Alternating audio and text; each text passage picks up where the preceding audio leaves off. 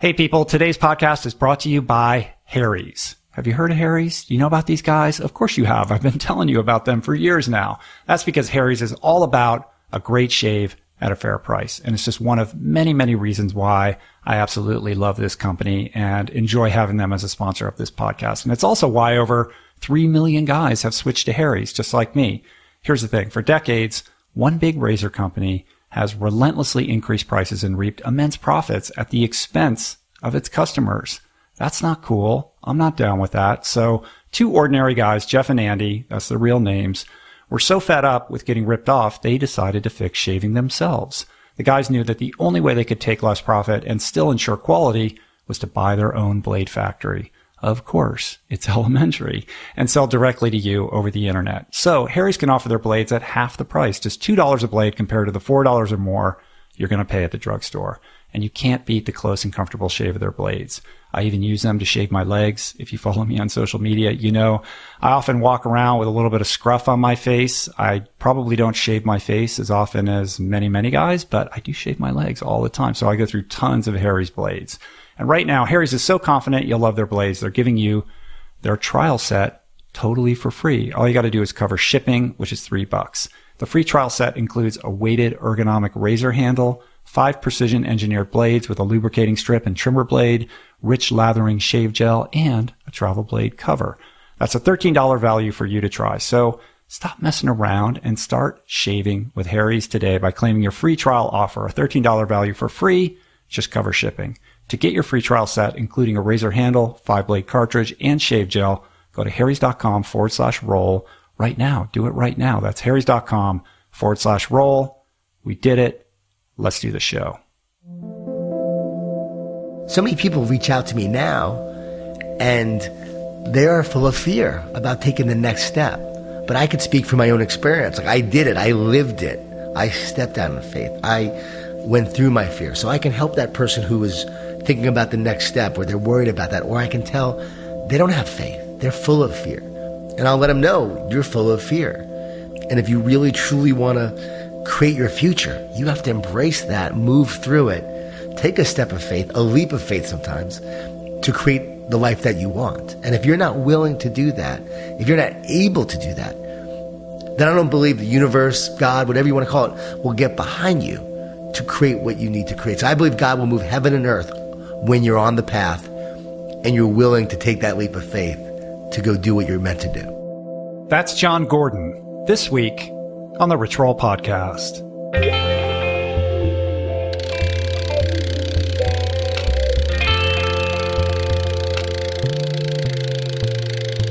The Rich Roll Podcast.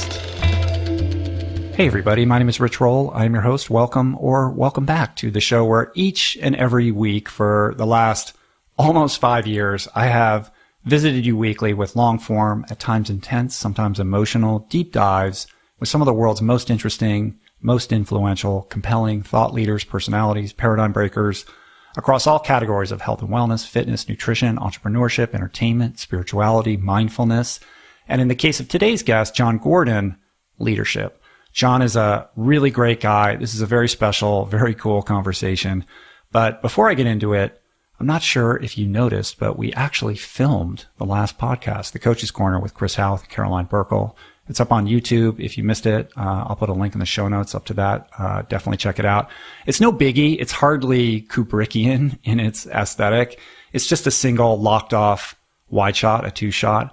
But it was cool to finally do this. It was actually thrilling. And from what I can gather from all the comments, people are really digging it and wanting me to do more of this. And I would love to do that. There's something really special about being able to see the dynamic unfold.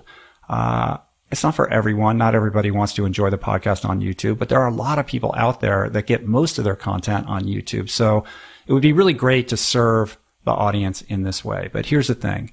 In order to make this happen, I really need help. I'm just too busy to do all this myself. For this video, we had a photographer with us up in Tahoe, Tomas Jakubowski. That's how you say it, Jakubowski. And then I FedExed the hard drive to my friend Reese Robinson on the East Coast, and he did the edit, and it was fine. It was great, in fact. But in order to really make this work, make this sing, and do this right for the future and for going forward, I need like a studio manager. I need somebody who can help configure, build out, set up this studio space that I have into a proper professional multimedia studio for filming, not just the podcast, but a wide array of video projects that I would like to execute on, everything from vlogging to instructional stuff to motivational stuff. And I need somebody who is not just proficient, but a really talented videographer, shooter, somebody who really knows their way around a camera, lenses, lighting. Maybe you even have your own equipment. It's not a must, but it would be good. A wizard at editing graphics, motion graphics, Photoshop, someone who appreciates and understands great design and aesthetics, somebody who isn't going to just do what I ask, but who has the talent and the creativity and the work ethic and the desire to really own the position and the responsibility, who doesn't need to be micromanaged and can really help elevate my work and the messages that I'm trying to put out into the world. Also, and this is super important, I need somebody who is local. I really don't want to do this remotely. At this point, I'm not sure if it's a full-time job, but it's pretty close. I can definitely put this person to work pretty much every day. And the key thing is that they need to be able to be with me on site in person, I don't know, at least 3 or 4 days a week, maybe even more. So if this is you, or you know somebody who might be a good fit for this position, I would love to hear from you. So here's what you do. Send an email to info@richroll.com with all your relevant experience, demo reel, whatever. And I look forward to checking it out. Great. I'm really excited about this because I really do want to step into the video space, but I want to do it properly, correctly, and with the right partner in crime. All right, John Gordon. Like I said, great guy, great. This is a very fun and engaging conversation. So who is John? John is a prolific keynote speaker, a best-selling author. He's a Cornell grad. We actually found out that we were there at the same time. And he's got a master's in teaching from Emory. This is a guy who has inspired millions of readers and audiences around the world with highly instructive teachings on the themes of leadership, human potential, teamwork, and positivity, principles that have been very beneficial to many a Fortune 500 company, including GE, Wells Fargo, State Farm, Campbell Soup, Dell, Publix, Southwest Airlines, as well as a litany of professional and collegiate sports teams, including the LA Dodgers, the Atlanta Falcons, the LA Clippers, Miami Heat, Pittsburgh Pirates, Clemson football, on and on and on. John also impacts thousands of teachers and students each year through his work with schools, universities like West Point, hospitals, and nonprofit organizations. He has been featured on the Today Show, CNN, CNBC, the Golf Channel, Fox and Friends, in numerous magazines and newspapers like the Wall Street Journal and the New York Times.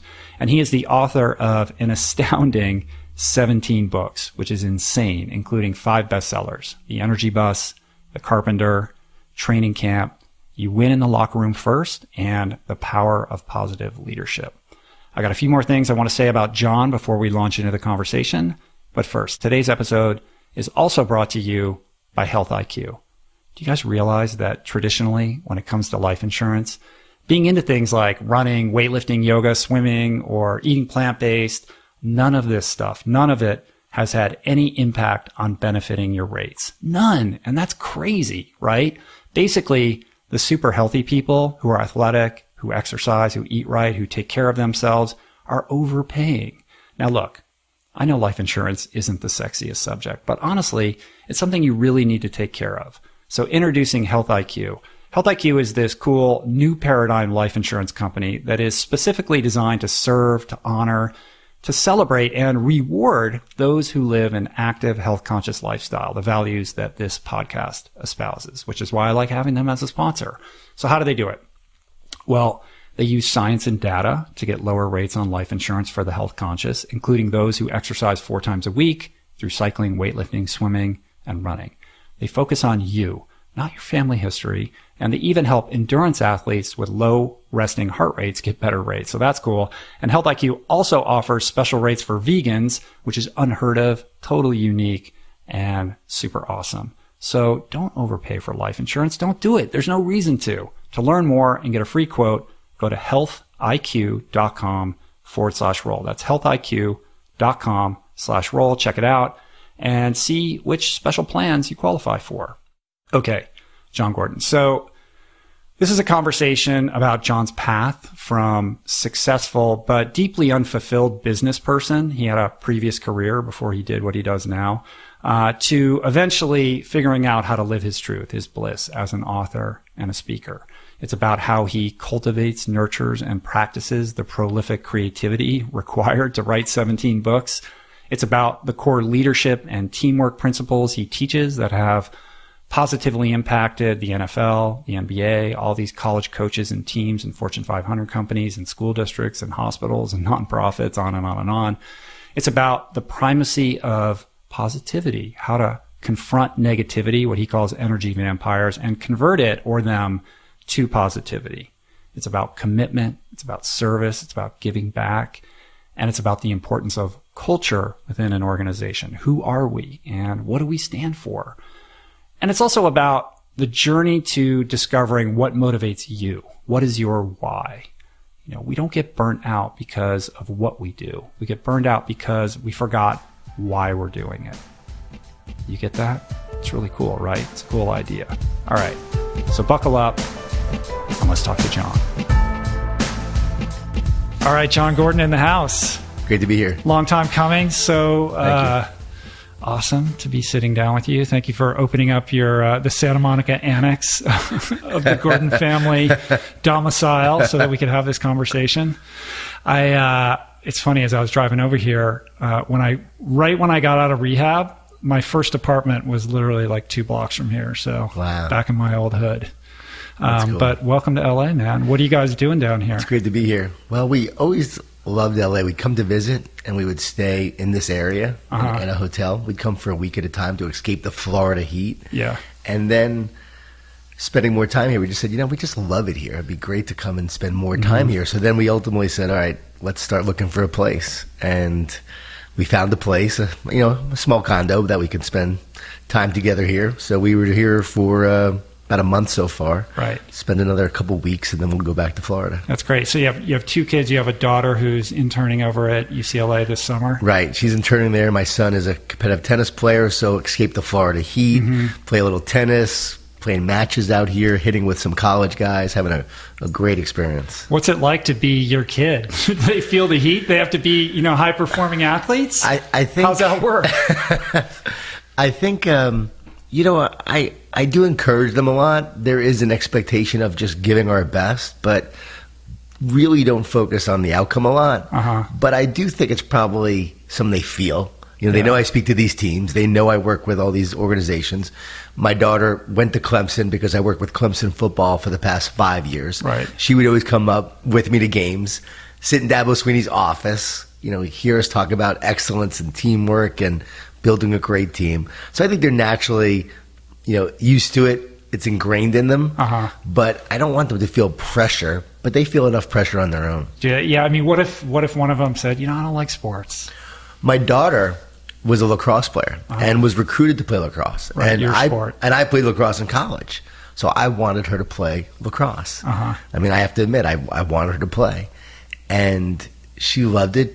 She got good at it, was recruited by some colleges. Ultimately, she said, I don't want to play in college, Dad. Yeah. It was hard at first. And you said what? I said, what do you mean? I said, what? Be honest. I said, pay for your own college then. No, I'm just kidding. I said, you know what? I want you to go where you want to go. Go to a school that you want to go to where if you were injured and you couldn't play, you would still want to be at that school. Don't go to a school just for lacrosse. She almost went to USC and didn't play well in a tournament. Coach stopped recruiting her. So it was a blessing in many ways because she ultimately didn't want to play. So we had a conversation halfway through her freshman year at college. Do you miss lacrosse, Jade? She was not at all, Dad. No. I said, well, then you made the right decision. Yeah, good. Well, that's good parenting. Yeah. I like that. Well, it's cool to talk to you. We've got a bunch of mutual friends and colleagues. I think you first came across my radar on the first time you were on Michael Gervais' podcast, and I just love Michael. I just think he's the best. The best. And I think Ryan Holiday is the one that introduced us. And I know you went. Did you go surfing with Rob Bell? I did. I went surfing with Rob Bell the other day. A friend just asked. It was me and Rob in the water on our boards, and he's a good surfer. So the wave would he goes like every day. Oh, the wave would come and like, all right, John, I'm going to take this one in. He'd go in. I'd wait for him to come back.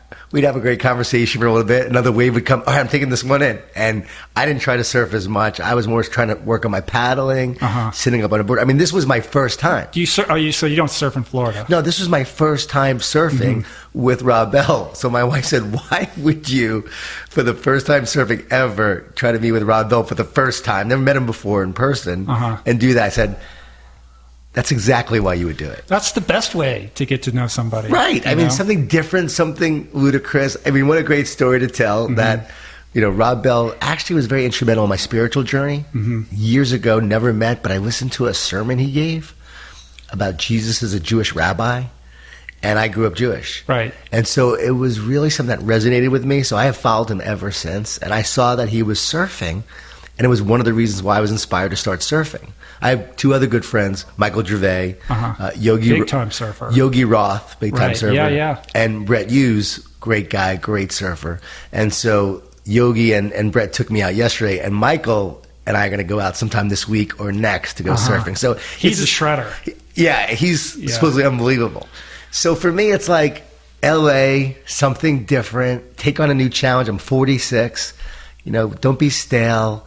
Embrace the process of what surfing will require and do something unique and different. So it was really a cool story to just go out with Rob and have that experience with him. Yeah, he's the best. And we had a great conversation too. I mean, we just talked about life and spirituality and just the journey, and it was just great. So it was like spirituality and surfing, being in that moment with nature. It was incredible. Well, your spiritual journey is definitely, one of the main things that I want to unpack and get into with you. Oh, great. I think it's really interesting. No, but before I do that, I kind of want to step it back a little bit. I mean, you just said you're 46, I'm 50. You played lacrosse at Cornell. I went to law school at Cornell. So what years were you there? I think we were there at the same time. I was there 89, 90 to 93. Okay. So, we had a little overlap. I graduated law school in 94. Oh, wow. So we were there for two years. 2 years at the same time. Did we hang out the Palms together? I don't know. Like, here's the thing. Like, my universe when I was in law school involved being in the law school building, which was like The Shining. It's just like you're just stuck there. And then making the pilgrimage to Rulof's. That was about it. Or the Palms. But I lived out on Taganik, in a tiny little cabin on the lake. Oh, wow. Close to the Pines. You know the Pines? Yeah. So it was the Pines and Rulof. It was like, basically I lived in Rulof's. That's the truth. Of course, what I mean? yeah. So I don't know if you ever went in there. I've been to Rulof's. Maybe we rubbed shoulders, but I was out of my mind. Like, I still don't know how I graduated from law school. But in any event. I wasn't a huge drinker, but we'd go to Rulof's a lot. And you're like, who's that idiot over the corner? It's probably, if there was a conversation, that was it. I did pass out once on a bus, and maybe we were on the same bus. Yeah, maybe. Oh, my God. Woke up on the side of a road by my dorm. I mean, it was the only time that I ever had that kind of experience where I drank too much in college, and it was not good. Kids do not do this at home, but it was scary when I woke up the next morning and I didn't remember a thing. Well, I have more than my fair share of those kinds of stories, but it took me a little while to figure it out. But I think, just sort of speaking to your experience as a lacrosse player, I thought a kind of cool, like, sort of launch pad into the subject matter that I'd like to cover with you today can sort of be encapsulated in that hard hat story that you tell. I love that story. Can you just recount that? Sure. Well, having played it at Cornell lacrosse and graduating in 93, there was a guy who played 11 years after I did, and his name was George Boyardi. Cornell lacrosse was not a powerhouse when I was there towards the end. Before I got there, a powerhouse. Then we sort of had some down years that I was there, and they became a powerhouse again after George played at Cornell. George was selected to carry the hard hat as a freshman. The new coaches who took over the program, Dave Petramala, Jeff Tambroni, they gave a hard hat to the hardest working, most selfless, loyal freshman on the team. George was selected to carry that hard hat because he embodied those characteristics. So as a freshman, he carried it. Now as a senior, he's a captain of the team. And George was just an incredible human being, very selfless, served his team. He was always the last guy to leave the locker room because he would always clean up after everyone left. He would clean up, and then he would give freshmen ride home. back to their dorms, back to North Campus, Right. because it was a far walk and very cold, as you remember, in Ithaca. And these young kids would need a drive home, so he would drive them home and encourage them. And so he was this kind of guy that was always there for his team, always there to help them. And when he graduated, his plan was to go to teach for America in Sioux Falls, South Dakota, the Pine Ridge Reservation, and help the poorest of the poor, to help people who had nothing. This was a kid who came from a very privileged background. His great-grandfather was Chef Boyardee, so George Boyardee, Chef Boyardee. So, but he drove a beat-up Jeep, wore a hoodie every day, the same clothes. You would have never known that he was a kid from a privileged background because he never wanted any of the trappings. He was not that kind of person. He was a very blue-collar kind of kid. And so here was a kid who's going to sacrifice and after college go help that. Well, senior year, early in the season, they're playing Binghamton, and George jumps in front of a shot, and he gets hit in the chest with the ball, and he dies on the field. It's unbelievable. I didn't know that happened. And is that that can't happen that often. That doesn't happen that often. And 22 years old, hit in the chest, dies on the field. The trainer that went out to save him was my trainer, Jim Case. And he just said it was obviously the most painful, challenging moment of his life. His parents weren't at the game. They'd been to every game. And for some reason, they weren't at that game. So as a team, after George's death, they were obviously young men, devastated, traumatic experience. They were deciding whether they should play the season or not. And they got together and they decided, you know what, we're going to play. We're not going to give up on the season. We're going to play. But we're not going to play to win for George. We're going to play to honor him. We're going to play the way he would play and to honor his memory. And from that moment on, they became like this unbelievable team that just played with such selflessness, with sacrifice and service of each other, with love for each other, hardworking, going after the ground balls, doing whatever it takes to help your team win. It wasn't about yourself, because George was never about himself. It was always about others. They actually had something they called Boyardee stats, which were just like ground balls, hustle points. It wasn't about scoring or assist. It was about all these intangible things that were Boyardee stats.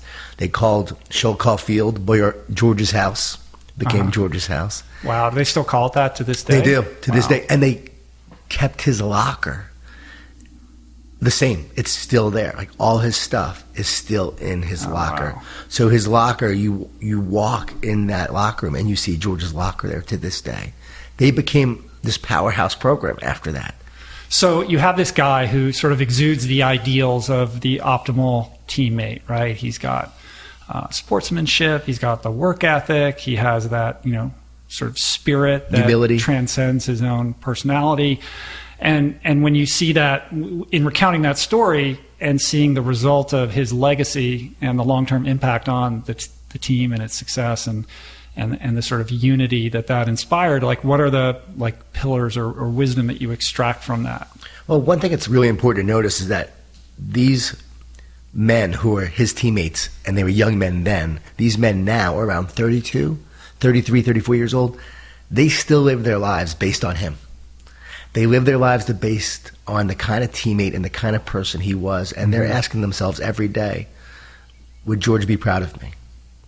Would George be doing this and that? They literally are living their lives, and they ask themselves all the time that question. I was blown away interviewing these guys. It just shows the impact that this 22-year-old had. Even when he was 19, Right. He had this impact on these men. So what can we extrapolate? Well, one, it's never about yourself. It's always about others, because George always wanted to play for his team and make his team better. He never wanted recognition. So for one, I think it's about to be a great teammate. We're so focused on ourselves in today's culture that truly being a great teammate is not about me. It's not pointing to yourself after you score. It's not being the superstar on ESPN. It's about helping others and being someone who is there for your team and helping your team get better. So I think, one, that's a big part of being a great teammate. Yeah, I think also, ensuring that legacy remains relevant, I think takes work and a forethought on behalf of the coaching staff and, the players themselves. I mean, as you're recounting that, I'm sort of thinking back when I swam Stanford in the late 80s, we had our version of that. It was the red sweatpants. And it was started by this guy, Jim Reynolds. We called him Mocha Jimmy. And he just was everything that you wanted your teammate to be. You know what I mean? He wasn't the fastest. He wasn't the most talented. But he was all about team. And he was there for every member of the team. And he was sort of this symbol of unity and teammanship and all that sort of thing. And this guy, like, every single day he would wear the same red sweatpants. Every day. And so when he graduated, a tradition started where those were passed on each year to the person who sort of embodied those ideals. And I think like the third or fourth year, I was lucky enough to wear those sweatpants. Probably the greatest honor in my sporting career, because I was like a bench warmer at Stanford. And then it lived on for many years, but at some point it kind of fell away, right? Like there was a change in the coaching regime, et cetera. I don't know exactly what happened because I wasn't there, but also, you know, the program went from being NCAA Division I champions every year to now fighting for third or fourth or fifth or sixth. And our coach at the time was a very flawed individual, and I have a lot of issues with his coaching style. But one thing that he did that I think was really laudable was that he understood that our success was directly related to the extent to which the team was unified. And that unification process began from the top down, not just with his example as a coach, but with the leaders on the team, and that they had to shoulder that responsibility, that it couldn't just be all on the coach. And with that would come a cohesion that would transfer into the team operating as a unit, which is a little bit different in swimming because it's sort of an individual sport, but it's also a team sport. You do have to work together, but it's about individual performances. But I think the principle remains the same. Yeah, instead of focusing on me, we focus on we. And even with individual sports, I work with a lot of golf teams, very individually focused, some swim teams. There has to be this mindset of, yes, I want to be my best for me, but I also want to help my team be their best. And when someone else is swimming, my attitude's contagious. My energy is contagious. So if I'm encouraging my teammate, if I'm challenging my teammate, if I'm pushing my teammate, if I'm doing everything I can to help that person get better, you know what happens in the process? I get better. Right. And so that's the great thing about the way this works is the more you actually give to your teammates and help them become the best they can be, you actually grow and improve as well. You heard of Schwen Nader, right? The Schwen Nader story? No, I don't know that one. Schwen Nader was recruited by John Wooden to play at UCLA. He was 6'10", played at Cypress Community College, and John said, hey, I want you to come here to play at UCLA, but if you come here, you're not going to play that much because we have the best center in the world in Bill Walton. Yeah, I do know this story, but keep going. Yeah, but we want you to make Bill Walton better. So will you do that? So Schwen Nader goes to UCLA, and every day in practice, he's pushing Bill Walton to get better. He doesn't play much, but he's battling Bill Walton in practice. That's his job. He's the only person in NBA history never to have started a college game, but be drafted in the first round of the NBA. 12-year NBA career, rookie of the year. Yeah, because he's sharpening his tool every single day against the best in the business. And he's making Bill Walton better, but he gets better in the process. Right. You got to have a long-term view, though. You know do. What I mean? And that's tough for an athlete. You know, that takes a lot of self-discipline. It does, and I think it takes a sacrifice of your ego to say, yeah, I'm going to give up my ego. See, I believe everyone should want to be great. We all want to be great. You have to have an ego to want to be great. But I think ultimately you have to give up your ego, serve others in order to be great. Right. You can even do that selfishly. Right. Like, I'm going to selfishly relinquish my ego because it's in my best interest. Right. I don't know how that would, yeah. It's like takes a little mental hijinks, I think. But yeah, I like that. All right. So you work with all these. I mean, the number of teams and athletes that you've worked with is insane. Like all these incredible collegiate and professional programs, NFL, NBA, and you know, you're wearing a Dodgers t-shirt. I know you work with the Dodgers. So when you go into these teams, I assume they invite you in, and then you go in like, what's the deal? Like, what are you telling them? Are you sitting them down, and like, how does it work? So usually the coach will read one of my books, and that's why they reach out. Like Dave Roberts with the Dodgers. I never met Dave, but he read my book, You Win in the Locker Room First, that I wrote with Mike Smith. And it's the 7 C's to build a winning team. So when Mike and I wrote this book, I had no idea that like a lot of coaches were going to read it and want to then do more with it. But Dave read it and reached out, called one of my team members. And they started talking, and he's like, hey, we want to have him at spring training. He could stay with me. And so I go out there. I stayed at Dave's place, spring training. I go and speak to the team. But beforehand, I met with Dave in his office, and we just talk. We talk leadership. We talk challenges. We talk some of the C's, and we just talk principles. A couple coaches will come in. I'll meet the coaches. We'll talk. And then I go speak to the team, and Dave and I already talked about, okay, let's talk about the 7 C's. Let's talk about how to build a connected team. You just talked about cohesion earlier. How can we be more connected? How can they be more cohesive to stay strong as a team throughout the season? And that was my talk, the 7 C's to build a winning team to the team. But each team is different. Might be Energy Bus, or it might be training camp, or the Power of Positive Leadership. Recently, coaches have wanted me to speak on that. So it's usually some set of principles, and I'll pick 3 to 5 that I'll talk about with the team. But it's things that I want to stick. It's not just a motivational talk, rah-rah. Do you do like a forensic analysis of what's functioning well and what's not functioning well in the team, like a consultant would do at a business, and say, here's what's not working and here's where I can like laser in and perhaps provide some value? A lot of times I'm speaking at spring training or training camp. Speaking at spring training or training camp. So it's always at the beginning usually. And usually it's a new season, a new team. Different dynamic. Now, the coach will talk about what's happened in the past, or what they're struggling with, or what messages we want to get across. So I don't really do a lot of forensic analysis like that, but it's more like, okay, what are your struggles? What are your challenges? And what are some of the core messages that we need to talk about? Right. Like with the Dodgers, it was like, okay, in years past, you would get to this level, you'd get to the playoffs, but you wouldn't push through to the next round. Why? They had the talent, but team beats talent when talent isn't a team. So, right, and you would have. I would imagine you have a receptive audience in the coach that invites you. Like, this guy wants you. He wants to hear what you have to say. I would imagine that's not always the case with the players. Like, the coach comes in, introduces you, and they're like, probably sometimes they're stoked, and other times they're like, who's this guy? Like, why do I have to listen to him? And I think it's, I would imagine that it's at times a tough audience because, you mentioned ego earlier. It's like these guys are the best there is, right? They got big egos. Vulnerability, or being open, or talking about your weaknesses, especially in front of the coaching staff and your teammates, when a lot of these guys are just, they just want to make sure they're not getting cut, right? Like, what are they going to be doing next week and next month? That's a challenge. It's one of the biggest challenges there is in the world of speaking. Rob Bell and I were talking about that because he's spoken to some, sports teams as well at the NFL level. Hardest audience you'll ever find. Now, you have this coach that invites you. You just nailed it on the head, but there are some guys there that are like, okay, another talk. Who's here talking today? What is he talking about?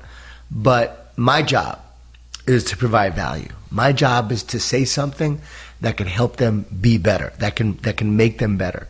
They may not like 3 or 4 things, but maybe they'll just like one thing that I say. And that's my goal, is that if I could just say one thing that gets their attention, that will help them get to the next level. Coaches always tell me, John, if you can't provide value to these guys, they're going to tune you out. And that goes for coaching. A lot of coaches better know their stuff. Because as a coach, if you can't help the player improve, then they're not going to listen to you. Then don't waste their time, because they're the best and they want to get better. So my thing is, what can I do to help them get better? I spoke to the Oklahoma City Thunder this year and the Miami Heat, right? NBA. Only 10 to 12 guys in a room. That was even harder than an NFL team where there's 50 to 7. You could read everyone's facial expression. I'm sitting there and I'm looking, and they're right there. I mean, they're right there. And Pat Riley sat in on my talk as well, which was really intimidating to the Heat. Yeah, I would imagine. So they're right there, and you're looking at them. So my thing is, what I did for spring training this year was 3 keys to having a great season. Like, these are the 3 keys that I have found over the years will help you have a great season if you do these 3 things. Which are what? One was, we stay positive. Because everyone's positive in spring training or training camp. You're undefeated. But how will we stay positive when we face adversity and challenges? How will we stay positive as a team and optimistic, believing that our best days are ahead of us, even though we may have just had some losses, even though we just had some challenges? Very prophetic with the Heat, because they had a horrible first half of the season, but they stayed positive. Next one, stay connected. Got to stay connected as a team. Teams start to break down in the course of the season. You can see who's given up, who doesn't really care about their teammates, who's basically already thinking about next season, their contract, and not really bought into the team. They're not engaged. They're not all in. So staying connected is key. And then the third one is stay the course, grit. We don't create outside in, we create inside out. The power of inside out versus outside in. Don't look at the outside. Don't look at media. Don't look at the noise. Just focus on what you can do each day to be your best, and knowing that you create inside out. Mm-hmm. You're the ultimate inside out, right? Athlete. By what Not the ultimate. Well, what you've created on the outside is everything that you've done on the inside. Yeah, I mean, that's the key to long-term success. You know, it's much harder work. Yeah. And, you know, sometimes you got to be in enough pain to go that route, because it's, you know, much more convenient to go from the outside in. Yes. And that kind of brings me to the next, you know, sort of line of questioning, which is, you're a very positive guy. I know you've evolved into that. Yes. You haven't always been that person. But when you're talking about positivity, talking about grit, talking about leadership, like, these are characteristics that in certain people are just baked in, right? And you can get up in front of a group of people and try to inspire them or incite them. But ultimately, you know, how do you traverse that bridge from inspiration or incitement into actual action, and even beyond that into, you know, lasting, persistent, consistent action that really is going to be the difference maker in terms of how a season's going to go? Yeah, I think there are those players that tune you out and could care less that you're there. But then there are those that come up to you afterwards and say, I needed to hear that. Thank you. And then there are some that say, hey, can I keep in touch with you? And they give you their cell number, mm-hmm. and I give them mine, and we stay in touch. And there have been a few, and it's really cool when they call you. You're laying in bed one night and you get a text. You get a text. You get a text, and can't say who they are, but I've reached out to them, I've talked to them and encouraged them, and you take inspiration and you move into principle, you move into embodiment, you move into living it and breathing it, and you start to see the impact it has. Mm-hmm. One of the most important things that you can do, and it may sound simple, but it's not complicated. If an athlete can stay positive and deal with their adversity and deal with their pain and their negativity and really work through that, but stay positive and optimistic and not get caught up in the rut and all the stuff that's coming their way, that's 90% of the challenge they face. Mm-hmm. So that's a big part of what I help them do in talking to them and encouraging them along the way. It's that simple. I think that these ideas, which are really kind of mindsets, are actually, they're actions, they're practices, you know, whether it's gratitude, positivity. You know, there's a saying in recovery, like, act as if, you know, or like fake it till you make it. Like, if you're somebody who's not easily, you know, sort of prone to being in an optimistic, positive mindset, if you start sort of acting that way, even though maybe that's not how you feel, is it your opinion that you can then sort of foster that in yourself? Or how do you traverse from being, you know, sort of a gloomy person into somebody who's more positive and optimistic? Well, they've done studies where actually people who may be more naturally negative and they try to put on a fake smile, those people trying to put on a fake smile actually are producing stress hormones in the process. Worse. It actually makes it worse. Uh-huh. I believe it always comes from the heart. It has to come from the heart. You can't do it because the book says so. Well, you got to care, right? And that's a cornerstone thing, and that kind of infuses all of your books and your teachings.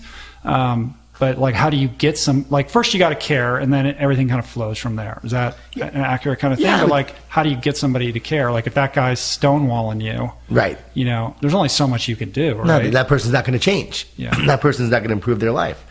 But I don't know if it's fake it till you make it. I know that as we strive to be a more positive person and we truly start to live it and act upon it, we start to see that fruit in our lives. For me, it was taking walks of gratitude every day. Mm-hmm. So taking a thank you walk. So while you're walking, you just say what you're thankful for, because you can't be stressed and thankful at the same time. I was celebrating my successes every night. So instead of a gratitude journal, I had a success journal. All right, what was the one great thing that happened that day? So focusing on these little positive things from action. Mm-hmm. But going back, we know that energy creates matter. Energy always creates matter. It always must be an energetic thing before it's a physical thing. So that guides a lot of my thinking. So I always believe that it must come from spirit or consciousness before it's manifested in the physical that's reality. The inside out thing. It's the inside out. It's also, again, spirit creates the physical reality. So a lot of times it's a shift in perspective. We're shifting people's perspective from what they believe is possible to now what they know is possible, or from negative to positive. Again, we're putting words to feelings that it's hard to really sometimes quantify and put words to, but it's really this perspective of my best days aren't behind me, they're ahead of me. It's a perspective of moving from faith instead of fear, a perspective that says, oh, that's not a challenge, that's an opportunity. By what you do, you've said, you know what, they say it's impossible. No, I believe it's possible, and somehow I'm going to do it. And so we're always defining the possible. Steve Jobs did in the business world of what was possible that other people said was impossible. So for me, it's about shifting their perspective, which is a mindset, but it's also a heart thing. And then it's also, if you can get someone to focus on love instead of fear, they'll perform at a higher level. If they start loving the work they do, loving playing, loving their teammates, they're going to perform at a higher level. So instead of fear, we bring forth love. Yeah, I like that. And I think kind of behind that, behind the curtain of that, beneath another layer of that is honesty, right? Like there has to be a level of self-honesty. There has to be a willingness to, wrestle with yourself and be objective with who you are when you're looking in the mirror and, in the middle of the night. And that requires a certain amount of courage also. I think it goes back to, the thing I mentioned earlier where you have these alpha male athletes, best in the business, like that vulnerability is tough to get to, right? Like I believe that vulnerability is sort of embracing that vulnerability and getting comfortable with it is the path to ultimate success. I think that's a launch pad, but it's got to be tough to get those guys to that place, right? It is. I've noticed that you were asking earlier about the teams and their receptivity. The teams that have read my books first before I get there are the most receptive. Right. Because they've experienced something I've written, something that touches their heart, hopefully. Martin in training camp, very vulnerable.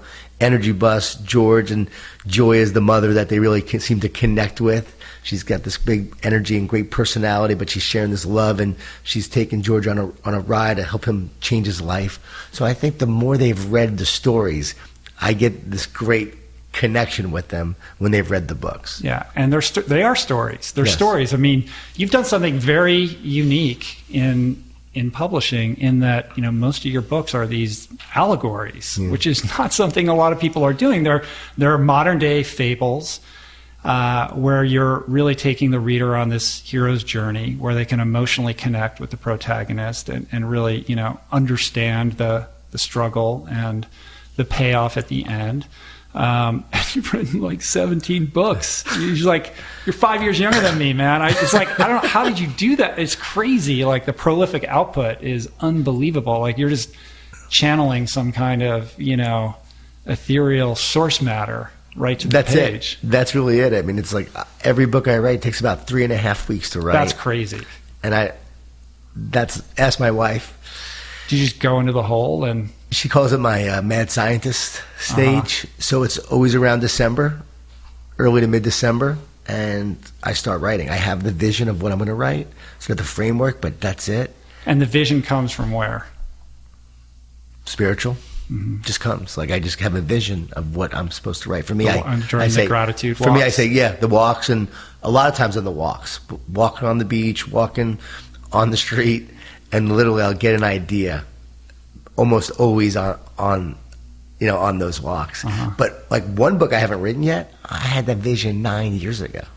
Haven't written it yet, but I have this vision for this book. It's going to be just crazy, but I've had a vision for it and I'm just waiting to write it. So I've had a vision before I write it. So then I sit down and I have to start. And that's always the hardest part, is just to sit down and actually start writing the book. Probably when you have to go out and train, or maybe the first mile is always the hardest. So it's getting started, and then after I get started, then it just starts to flow. And once the character starts speaking and have a voice, then it starts to write itself. Right. When I wrote The Carpenter, I had the beginning, which came to me on a walk, but I didn't have the end. And I didn't know what the end was going to be. And I even called my publisher and said, I don't have an ending. And we went through a couple. I'm like, oh, maybe that will work. Maybe it won't. Walking on the beach one day, boom, it came to me. To see how the beginning and the end connected and both came to me on these walks, I knew it wasn't for me. Yeah, you got to open the channel, right? You're the conduit for this. And that's I would imagine, a meditative practice for you, right? I would say writing is probably the most spiritual experience that I'm having when I'm writing a book. It's the most painful at times, but just sitting down and writing and really being open to what's coming through, yeah, it's really powerful. And I always say I'm not the author, I'm just the pen. And I'm just here writing what I'm meant to write. And I don't want to take credit. I give a lot of charity, a lot of the royalties to charity, because I feel like I should and I need to, because I can't take it all. I need to give it away because it's a gift. But you didn't graduate from Cornell and just start writing books, right? So let's step it back, because the origin story is fascinating, and I think it dovetails nicely into kind of this spiritual odyssey that you've been on. So you graduate from Cornell. You're this lacrosse player. And were you in the hotel management school? No, I was actually government economics, human ecology. But you went into the restaurant business at 24. So I went to Atlanta, just drove down there with a friend from high school, just randomly just went down there, I think to meet my wife, because I met my wife there. But was walking around Buckhead and met a guy outside who was the owner of a new bar that just opened in Buckhead. And I asked him if I could have a bartending job. I was just bold enough to ask. He said, have you bartended before? I said, yes, I have. I never bartended. So they gave me a shot, started bartending there while I was getting my master's in teaching at Emory. So I'm bartending, staying up till 6 at night, going to school the next day to, going to teach and get my master's in teaching. So I was doing all those kind of things. First job I ever had, though, when I moved to Atlanta, was to work for a school for emotionally disturbed children. So I had that job. So looking back, that was sort of a strange journey of education, teaching, bartending. Then I wound up opening up my own place at 24. Met my wife 3 weeks after we opened up the place. She was walking down the street, saw her, and fell in love. Was it a bar or a restaurant? Bar? It was a bar restaurant. It was like a Rulof's. It was a beautiful wood bar, and it was a fine restaurant. But then we got rid of the restaurant stuff because we knew we weren't good restaurant people, and we put in pizza ovens. And we made great pizza. What was it called? Park Bench. Park Bench. All right. Park Bench. So you're in the bar restaurant business. Yeah. And it's working, right? I'm 24 and I'm making a good amount of money. I had some partners, but we're doing great. I'm like, wow, this is great. But I knew I didn't want to be in the bar restaurant business. For me, it wasn't about the bar restaurant. I had bigger things I wanted to do. Started a nonprofit organization called the Phoenix Organization, and we raised money for youth-focused charities. So I would meet all these people at the bar. I'm 24, 25, 26 at the time, and I'm getting all these young people involved to start volunteering, and we would raise money for different charities. Never took a dime, gave everything to charity. Became very well known very quickly. Like all the charity work we were doing, the volunteer projects. So I'd meet someone who was drunk on a Friday. Hey, you want to volunteer on Sunday?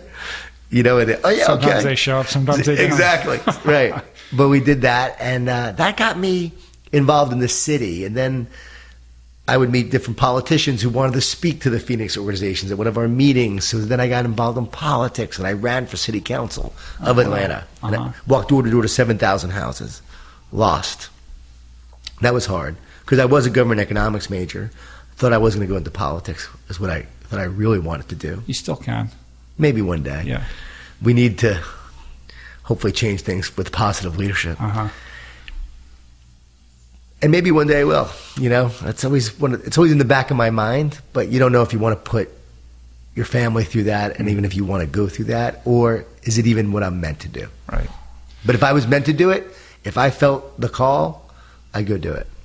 But during this period of time, you're doing well. You're making money. Yeah. You've got this profile as a young person in Atlanta. I mean, is there a nagging sense that, despite the success, that this really isn't, the shoe that is custom built to fit your foot? At that point, no. At that point, I'm moving and shaking. I'm doing the Phoenix. I'm having this bar. I'm like, things are great. My wife and I have 2 children, 2 small children. I went to go work for a .com because I wanted to make my gazillions. Thought I was going to make a fortune. Director of Business Development. I actually found some of the investors who invested in the .com. So I thought this was going to be my path.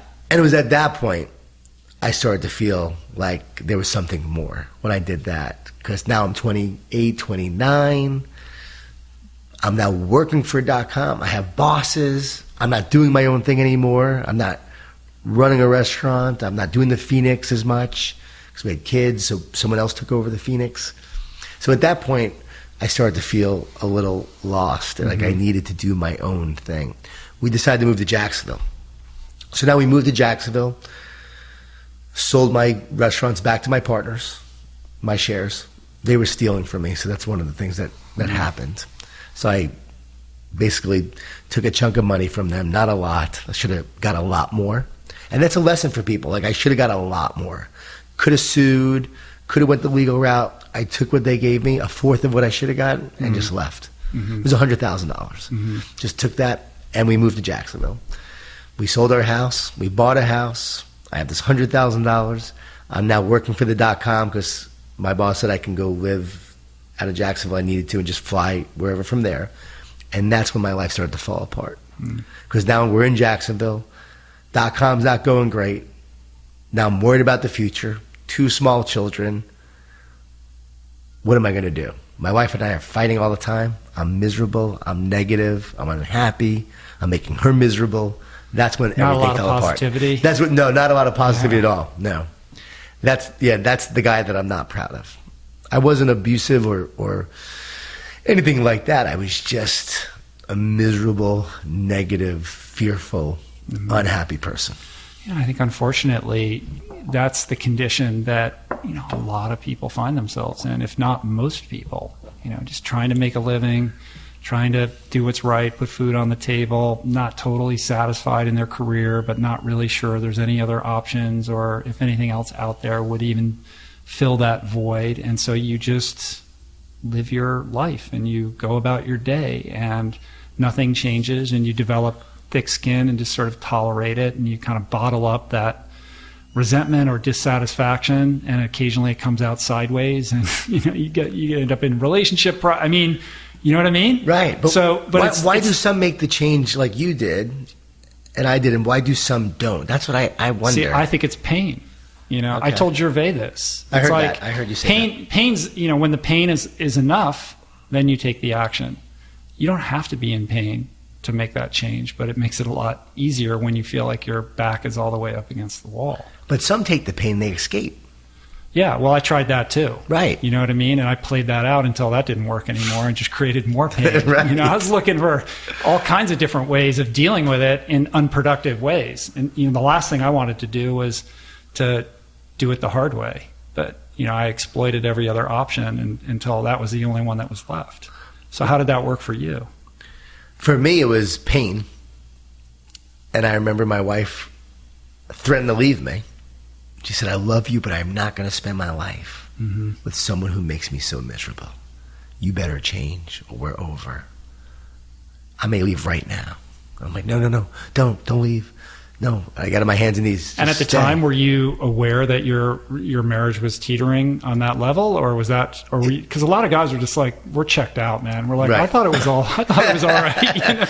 What do you mean you're leaving? This is awesome. It's usually, the female partner who's like, hey man, this ain't going so good. I knew it was bad. We were fighting a lot, and it was not good. So I wasn't surprised, but the reality of her words hit me like a ton of bricks. And that was a huge moment where I was like, no, I do not want her to leave. I don't want to lose her. I'll do whatever it takes, I said, and I'll change. So that pain, that fight, was one of the worst moments of my life, but it also led to the best of what I get to do now, because I remember saying, what am I born to do? Why am I here? I know I'm here for a reason. Like, why am I so miserable? And I asked that question. Yeah, 2 observations on that. I mean, the first is we're so quick to judge things that happen to us as bad or good. Yeah. And, I look at so many things so many times where I thought, this is the biggest disaster ever, and they become, the foundation for the greatest thing that ever happened to you. So, I always say embrace those moments and understand that those are your divine opportunities if you're paying attention, if you're awake enough to recognize them and have the sort of mental acuity and awareness to understand that this is an opportunity. Wow. And And the second thing is the action that was taken, right? Because a lot of people could have undergone that and sunk lower, or said F you, or any number of different things. So when you said, okay, I'll do whatever it takes, like, what did that mean? Like, what did that look like? What were the actions that you took? Well, one, what you said, I just love what you said, because Gallup asked people to identify the worst event in their life and the best, and they found an 80% correlation between the two. Yeah. That somehow the worst event will lead to the best if you're willing to change, if you're willing to move forward. Well, I also think culturally we're kind of set up to perceive, to like avoid pain, avoid failure. If something like that happens to you, you failed, you're not a good person or whatever, and that's just wrong. Life is life. Stuff happens, and the more we can like reserve that kind of judgment over these things and feel like, oh, I'm not playing the game right because I'm having relationship issues or financial issues, I think leads people astray rather than forward. You nailed it. I believe that, and you see it, that every dysfunction you can see in society and people's personal dysfunction can be traced back to the fact that they want to escape and they don't want to deal with pain. They want to avoid pain, whether it's drug addiction, drinking, whether it's pornography, whether it's video game addiction, whatever it may be. It's because we don't want to feel. We're encouraged to escape. Go Right. to the movies, it's like everywhere you look, we're bombarded with messaging that wants us to escape, that says a good life is a life of escape, a life of luxury, a life of,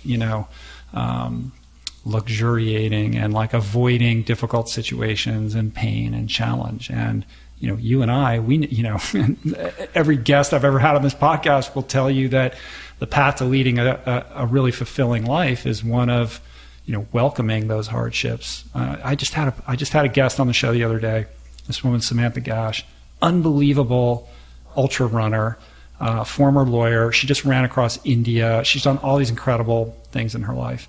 And she told me something interesting I'd never heard, which is, I think she said, Jason, you were there, the root of the word passion, which comes from did you say the ancient Greek? Like it was a Latin root. Yeah, the Latin root is to suffer. Right? And the inextricable link between these two things. Like if you want to live passionately, then you have to welcome the suffering. That these two things, it's kind of like what you just said, that the worst thing and the best thing are so closely aligned. It's duality. Everything is duality. So there's no suffering without love. We suffer because we love. So you have to have one with the other. You get them both. So we want to avoid pain. I always say, don't avoid the pain, stay in the game, embrace the pain. My son is a classic example of that. Like, he doesn't want to feel that pain, so he does escape various ways with video games, or whether it's social media, whether it's he loves comics, anime, and so I'll see him reading these anime just to escape life. And it's like, no, feel it. So our big thing is, we talk about it, feel it. It's okay to feel it. Human beings are meant to feel. You go see a doctor, you get surgery, you get an injury, and what do they do right away? They prescribe you pain pills. And they say, stay ahead of the pain. What's wrong with feeling pain? We're meant to feel it. We're meant to be human. Don't run from it. Embrace it. Keep moving forward. Yeah, and I think emotional pain, acute emotional pain, can give you the sense that it's going to kill you. Like, it can be so powerful that you actually think you're going to die. Yes. And you will do anything to get out of it. Great Drugs, point. alcohol, sex, porn, whatever. But it's only by staying in it that you realize, like, there's one thing that will happen for sure, and that feeling will change. It will morph. And you will still be breathing when that happens. And with that comes experience that gives you the confidence and the wherewithal to then navigate the next difficult situation that comes along. It's like being in the gym. It's like doing push-ups, but for your emotional body. Yeah, it's the ebb and flow of life. My wife wanted me to go on antidepressants because I was depressed. And I said, no, I'm not doing that. Like, I can do this naturally. Now, I'm not going to say everyone should do what I did, but for me, I said, no, I could do this naturally. I don't need to take antidepressants. So I started these walks of gratitude. Mm-hmm. I started to pray, walks on the beach. Did that begin when you were still working for thefaltering.com? Yes. Mm-hmm. Yeah. So you're down in Jacksonville. You're kind of having an existential crisis right. in your young man's life about what you're doing. You're fighting with your wife. You're committed to, becoming a better dude. You're trying to figure out what you're going to do professionally. How does it all kind of come to a head? So I'm walking, I'm praying, I'm doing all these different things. And I said, okay, how can I make a living? And what am I meant to do? So writing and speaking came to me. Mm-hmm. How did that come to you? I said, God, why am I here? What am I meant to do? And this is going on in the context of kind of this spiritual exploration that you were having at the time. Not religious at all. Right. Grew up, nice Jewish kid. Yeah, just spiritual. A seeker. Did you grew up at like Long Island? Long Island. You get the Long Island accent. Strong Island. Yeah. Yeah, Long Island. Do you know Jesse Itzler? The name sounds so familiar. Yeah. He's one of the co-owners of the Atlanta Hawks. Okay. Anyway, he's got the same accent as you. Oh, that's funny. When you talk, it reminds me of him. That's funny. So yeah, Long Island, Jewish, doing a lot of Buddhism, meditation, reading a lot of books by the Dalai Lama. And this was in part a response to your wife kind of, pulling your covers? I was actually... Or was that going on at the same time? That was going on in my 20s. My wife was really into that. We were both into that. Mm-hmm. We connected over that. Deepak Chopra would come to Atlanta. We'd go see Deepak speak, and we were really just into that movement. Carolyn Mace, and and healing and the anatomy of healing, and just various things like that. So you already had that was part of your constitution. Yeah, I had it. I was seeking. I was a big seeker, So I would consider myself very spiritual, but I never really prayed and said, God, like, help me, which is what happened. And that's what you were doing, and you got an answer. Yes, I did. Yeah. I mean, you don't always get an answer, but I got an answer. And like a lightning bolt answer? No, it wasn't like, you will be a writer and speaker. No, it just came to me through and it still comes to this, I get it all the time. It's more of a knowing. Like I hear words, but it's more like, it's instantaneous. So it's not like I hear it audibly, but I hear it. And it's writing and speaking. Really? What am I going to write and speak about? Didn't know, but that's what came to me. I'm like, all right, that's what I'm going to do. And I loved Ken Blanchard, who taught at Cornell and wrote The 1 Minute Manager. I was inspired by books like Jonathan Livingston Seagull and by Richard Bach and Illusions, which inspired me. Og Mandino, The Greatest Salesman. The Road Less Traveled. I read that book. That really impacted me. I read that when I was like probably 20 years old. Mm-hmm. So I was into these books and into these writers. And when writing and speaking came to me, I said, oh yeah, like it made sense. Like, okay, that's why I'm here. That's what I'm meant to do. But I couldn't just say, all right, honey, I'm going to be a writer and speaker. I don't know how I'm going to provide for the family. You go to work, and I'm going to do that. I didn't want her to go to work. I wanted to provide. So I got back in the restaurant business and decided to open a Moe's Southwest Grill because I had friends who started the original Moe's. There were only about 4 in the country at the time, all in Atlanta. We became the 5th Moe's, first one in Florida. And we second mortgaged our home, $20,000 in credit cards.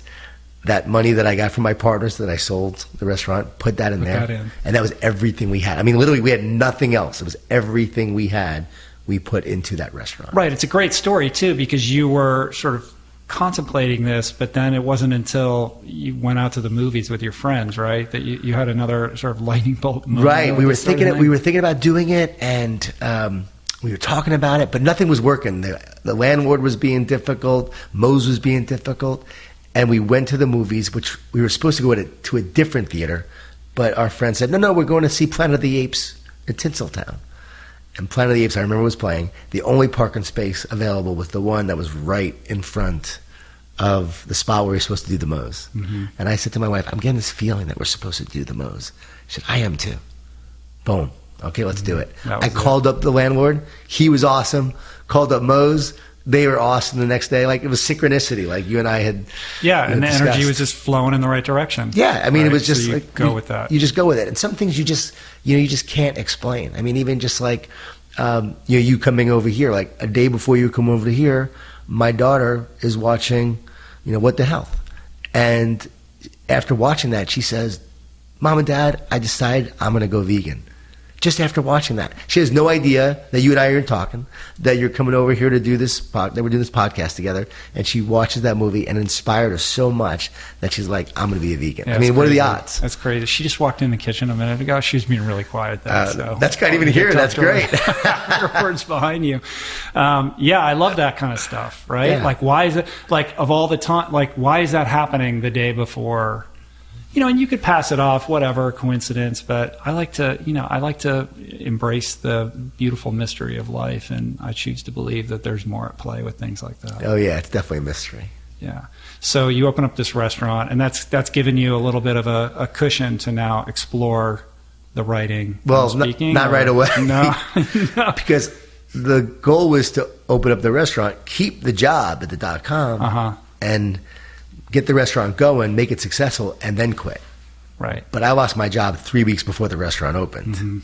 And so now I have no money coming in, no insurance for my all your family. money's in the restaurant. All of it's in the restaurant. We have 1 month of savings in our bank account.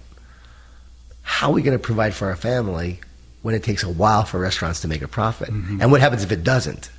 So I evaluated all business plans, but it was where my faith was born, because my wife and I went out there. We flyered the movie theater right next to us, all the cars.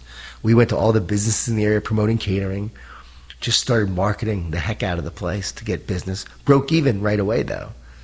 Wasn't losing money, but wasn't making money. Right. It's easy to have faith when everything's going your way. Right. You know what I mean? Like, faith is meant to be tested. Like, do you really have faith? All right, I'm going to pull that .com job away from you.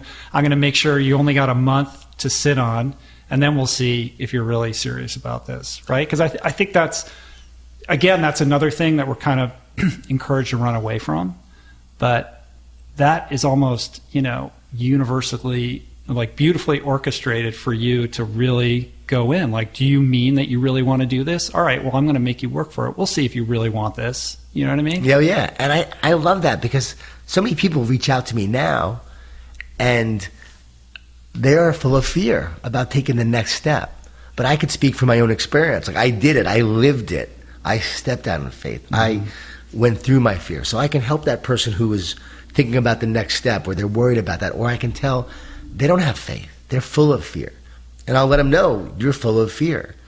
And if you really truly want to create your future, you have to embrace that, move through it, take a step of faith, a leap of faith sometimes, to create the life that you want. And if you're not willing to do that, if you're not able to do that, then I don't believe the universe, God, whatever you want to call it, will get behind you to create what you need to create. So I believe God will move heaven and earth when you're on the path and you're willing to take that leap of faith to go do what you're meant to do. Yeah, I believe that. I believe that to be true. I mean, I have my version of that story, and it involves pending foreclosure and cars getting repossessed and like not being able to pay for our garbage to get. I mean, really meeting my maker, on a fundamental level to test me, to say all right, are you really committed to can you burn in this flame and come out the other side? Wow. And I think. Love that. With that, you said all right, well, maybe God will move heaven and earth to get behind you if you have that faith. And I think, one distinction I would make, or maybe we can kind of clarify here, is that just because you have faith doesn't mean you're immune from fear. You know what I mean? I had faith, but I was scared too. It's like, me too. I was trying to take action despite that fear, Yes. but I wouldn't say that I wasn't afraid. My wife was less afraid, actually. She was like, no, this is what we're doing. We're in all the way. You just have to have faith. You've got to not think. You got to expand your mind outside the paradigm of social expectations and this rule book that you've lived your life by, and think more broadly. She had a lot more of that kind of strength than I did. And I would be like, okay, I'll give that a go. But plenty afraid, but still moving forward. You're with the right person when they give you strength, first of all. I think that's important to share. Because my wife, same thing. She didn't yell at me. She wasn't mad. How could you lose your job? She said, it's okay. It's going to be all right. Somehow we're going to get through this. And I remember a friend who owed me money called up out of the blue and paid me back the money he owed. That helped carry us for a month. I mean, it was these little things that happened. I sold a franchisee on Moe's potential franchisee. So I got a kickback fee for selling a franchise. That carried us. Right, comes right at the right moment, right when you think you can't go any further. It's like the analogy that I always use is there's a really old Popeye cartoon, and in the cartoon, Sweet Pea, remember the little baby? Yeah. Like Sweet Pea escaped and is crawling around and finds herself on a construction site, and she crawls up onto a girder beam that gets pulled up by a crane and swings around, and right when she's about to crawl off the end, it lines up with another girder, and she crawls it, and it's that repeats and repeats and repeats until she's finally back on the ground. Right when at that moment where you think it's going to be a disaster, that thing shows up, and it's just it might not be what you want, but it's just enough of what you need to keep you going. Boom. And that is the universe showing up. Like I said in Finding Ultra, when your faith is true, when your aim is true, the universe will conspire to support you. And that doesn't mean it's going to be comfortable or easy or show up in the package that you would prefer, but somehow it's going to work. Yeah. And I got the call from a friend who said, we want to learn about wireless technology, the .com you had worked for. Can you teach us? I said, well, I don't know about the technology because I'm not a technology guy, so I'm probably not the right fit. He said, no, teach us how to sell it. I said, okay, I can do that. So you say you want to speak, and then here's a speaking opportunity. They pay me $13,000 for 6 weeks of consulting. I'll never forget. I mean, it was a miracle. And as that money came in, it carried us until the last dime ran out of our account.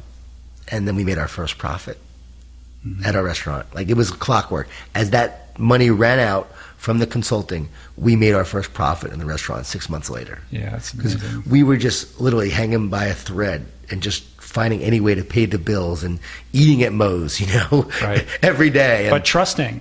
But like you said, full of fear, but yet also having faith. Scared, but taking action and just trusting that somehow, some way, it would work out. Now, I did say this: God, please provide for my family, and I'll do your work. And for me, that meant give back, make the world better, do the work of giving to others. And I never will forget that. And I always am tested on that. Is it about you, John? Or is it about you giving back to others? Is it about the fact that, you're writing these books, but what are you doing to help others? And I'm always push and challenge and is that to do plea coming from fear, or is it coming from a more forward-thinking perspective? Forward think. Yeah. No, that. But fear. What I'm saying is, when you're it was both. When it was you're a combination doing that prayer, of both. it's it's like, am I doing this just out of my ego because I don't want to be a failure, or do I really want to serve? You know what I mean? I think it was a combination we're of human beings. both. It's you can't say right. It was I will provide for me and my family, and I will do your work, which I never said that before, so I don't even know where it came from, but it came to me in that moment of, yes, fear, please provide, but I'll make sure that my life is not about me going forward. I had to die to myself because I was in many ways self-consumed, and it was always about success, and it was about feeling successful. My father left when I was 1, and I think, that abandonment issue, people who have abandonment issues always want to prove those people wrong. So I think there's probably an element to that. So for me, it was always about being successful to prove other people wrong. Ultimately, that was a defining moment where it became no longer about me being a success, but about making a difference. And so even when I wrote The Energy Bus and it was rejected by all those publishers, and even when I went on a tour, when it finally came out and had 5 people in every city and 10 people in other cities, not a big crowds. Yes, I wanted to be a person of value. I was going out there, wanted to be someone of value doing this. But what drove me ultimately was to go make a difference. Because just your own success will not carry you that far, I don't think. No, I think that or push you there's a beautiful, mystical, spiritual equation that occurs when you go from how am I going to get mine, or how can I win in this situation, or what am I going to get out of this, to how can I contribute, how can I serve, how can I help you get yours. And if you can shift your mindset into that and your actions follow, for some reason your life gets better, and it gets better by a multiple of 5 to 10 to 20 and then on. And it's not I'm not hardwired to be that way. But when I can get into that space, like I have to practice gratitude to be great. I'm not a naturally grateful person. I'm an irritable, resentful, fear-based, like I have to do a lot of work to like just scratch the surface of those. But when I do, my life is way better. You know what it is? We all have this physical nature and we have a spiritual nature. And I think it's the battle between those two of the flesh and physical nature of survival, of dominance, of getting what I want. But then we have the spiritual nature, which is about love and compassion and forgiveness and giving and serving others and caring. So I think we have these two natures that are at war with each other. But I think we sort of approach those from a perspective of how can I get more of that in my life? How can I get more love? How can I get more appreciation? How can I, whatever, as opposed to like how can when the truth is in order to, the way to get those is to be giving those, right? To be giving those away, to be practicing that. Yeah, the more you want it, don't seek it, give it. And then when you give it, it comes back to you tenfold. Right. It's the generosity principle. Right. Yeah. All right, so you get this consulting gig and then you sit down, you get channeled, the idea for this first book. You sit down, you write this thing in 3.5 weeks, right? And then you're getting rejected by all these publishers. Yeah, that book happened after actually I sold the restaurants. Oh, okay. So I was out speaking in Oregon, and I wasn't doing a lot of speaking, but it was going okay, 2 or 3 a month maybe, and I loved it. But the restaurants were weighing me down. And I was reading a magazine that said how to value your business when selling. On the way home, a different magazine that said... You're thinking about selling at the time. Yeah, but then there's an article in a business magazine. Then a completely different business magazine. One was Inc., one was Entrepreneur, Success, like it was different magazines. And the other one said how to value your business when selling. 2 different magazines, right. 2 different articles. The signs... So the universe is speaking to you again. Yes. Walked in the house, said to my wife, we're going to sell the restaurants. It's time. This was around 2005. And knew it was time.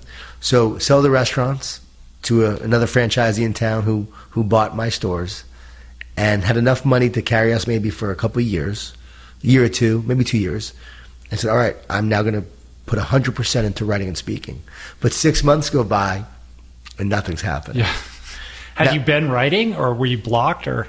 No, I had written another book that I don't really talk about much, but I wrote another book called Energy Addict. 101 Ways to Energize Your Life. So it was about physical energy, mental energy, emotional energy, spiritual energy. Got on the Today Show. So I thought my life was going to take off after I got on the Today Show. Like, all right, that's it. You've arrived. I've arrived. After the Today Show, like, got a little buzz, but then everything just dried up. It was wild. It was like my greatest dream, and then everything dries up after that. And that was 2006 or something? That was around 2005. Oh, wow. So 2006... we sell the restaurants. Now it transitions to 2006. 6 months after selling the restaurants, nothing's happening. Everything's dried up. Not a lot of speaking. And I'm like, okay, now I have about a year and a half of income left. What happens if it doesn't work? What am I going to do? So I'm walking again, now a little fearful, and I'm praying. And the idea for the energy bus came to me.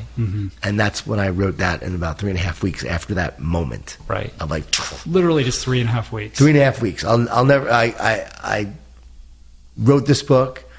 Now, I did have an agent from the previous book, Ariel Ford, who works with Deepak, and she writes her own books as well. Her sister was Debbie Ford. And Ariel pitched it around, and it got rejected by all these publishers. And you're left with... more fear. It's another test of faith. Yes. Are you really supposed to be a writer? Right. Like, what am I going to do if this doesn't work out? And I thought I wrote something that might make a difference. My wife said, it's pretty good. She didn't love it. She thought it was okay. Didn't know it was going to sell 1 million copies as it has now. No one had a clue. No one thought it would do anything. I didn't know. I thought I had something that was cool and would make a difference. And I was, positive energy. It was all about positive energy. And it just, to me, it made sense. But I remember not even having the 10 rules when I sat there and started writing it. Had a few, and then one rule led to the other, which led to the other, which led to the other. And I'm like, oh, I got my 10 rules now. And so we just kept putting it out there. Kept getting rejected. And then one day I'm in Barnes and Noble, looking at a bookstore and looking at the shelf and seeing all these books on the shelf. And I noticed John Wiley and Sons was a publisher of a bunch of business books. And I considered this more of a business book. And I asked my agent if we sent it to Wiley. Mm-hmm. She said, no, we hadn't. I said, send it to Wiley. She said, okay. She sends it to Wiley. She sends it to the health editor, because she was more in the health side of things. The health editor should have thrown it away, but didn't. Gave it to the business editor, said, here, right, Matt, take a look at this. He takes a look at it, goes, hands it to his assistant, Shannon Vargo. She reads it. The main character's named George. She has a best friend with a husband named George. And she decides she wants to do the book. Right. Because she actually remembered me from the Today Show. See. Oh, she knew that. Yeah, but she was new, right? Like she was new. She only been on the job for a few months.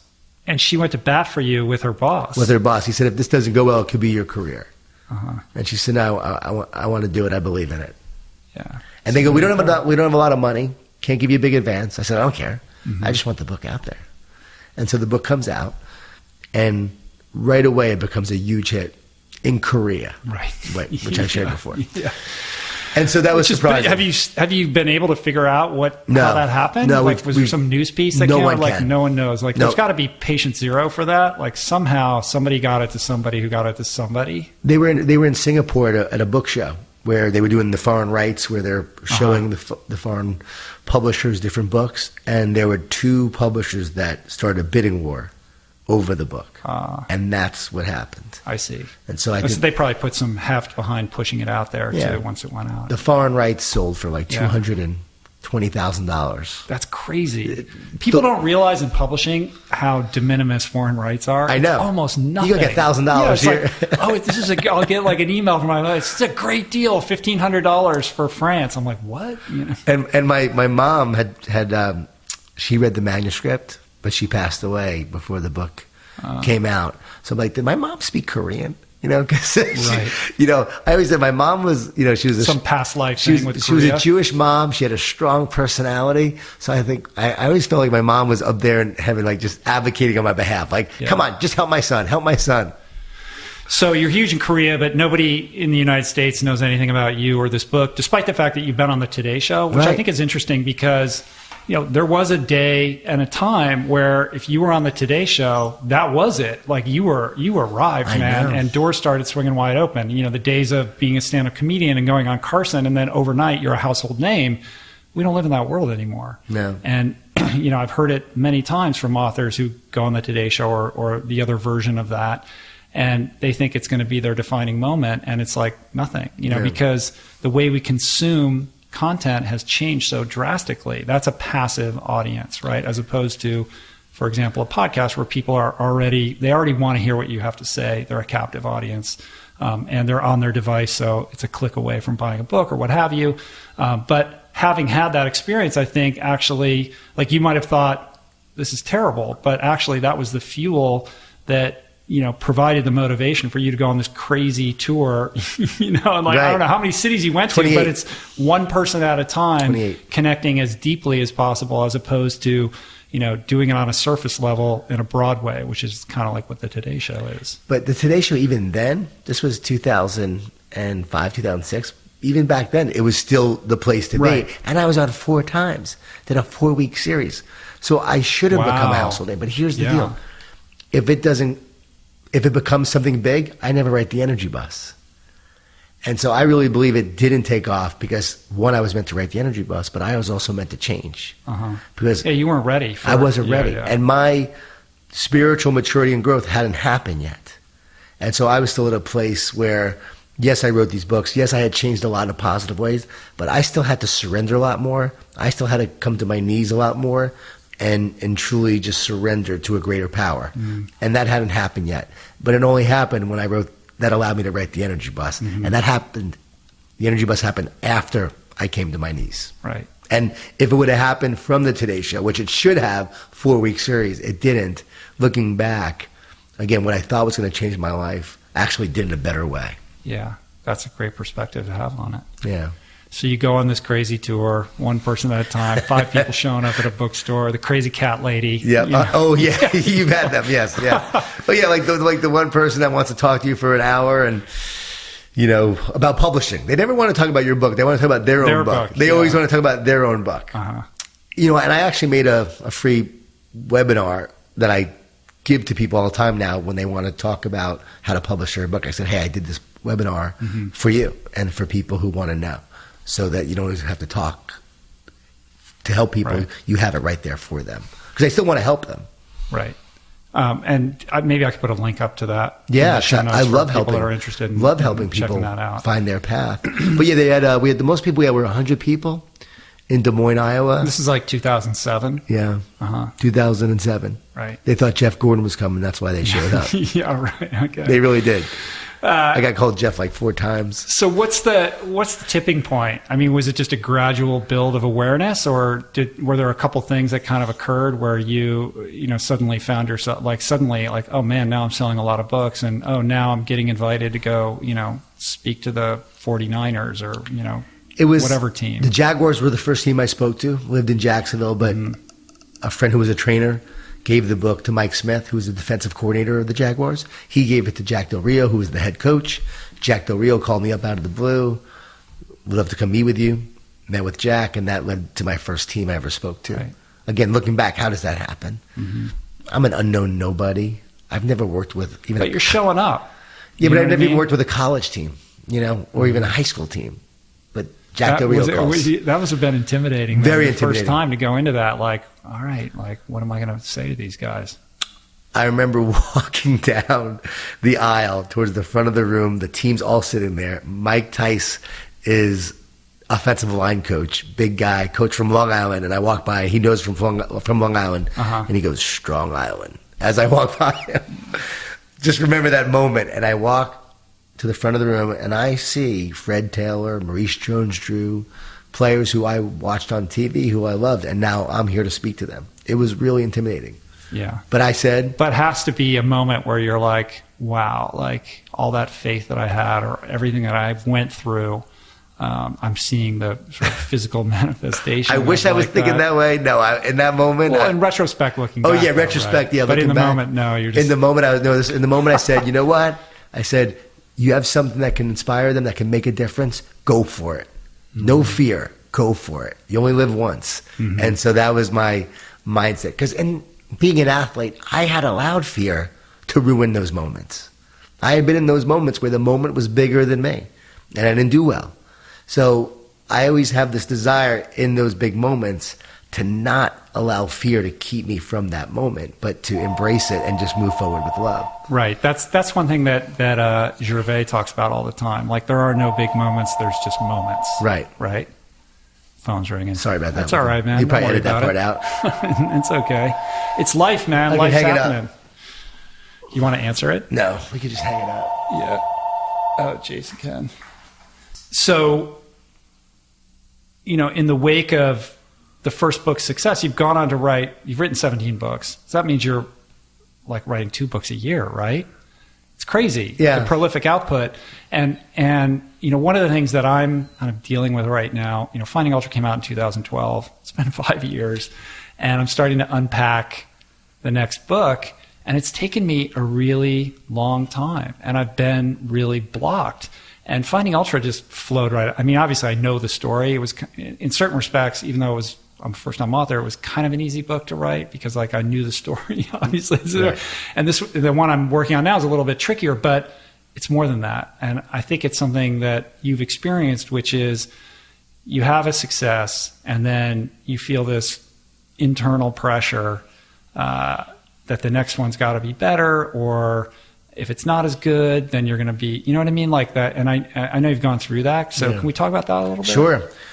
Yeah, we don't want to let people down. We don't want people to think maybe we're a fraud.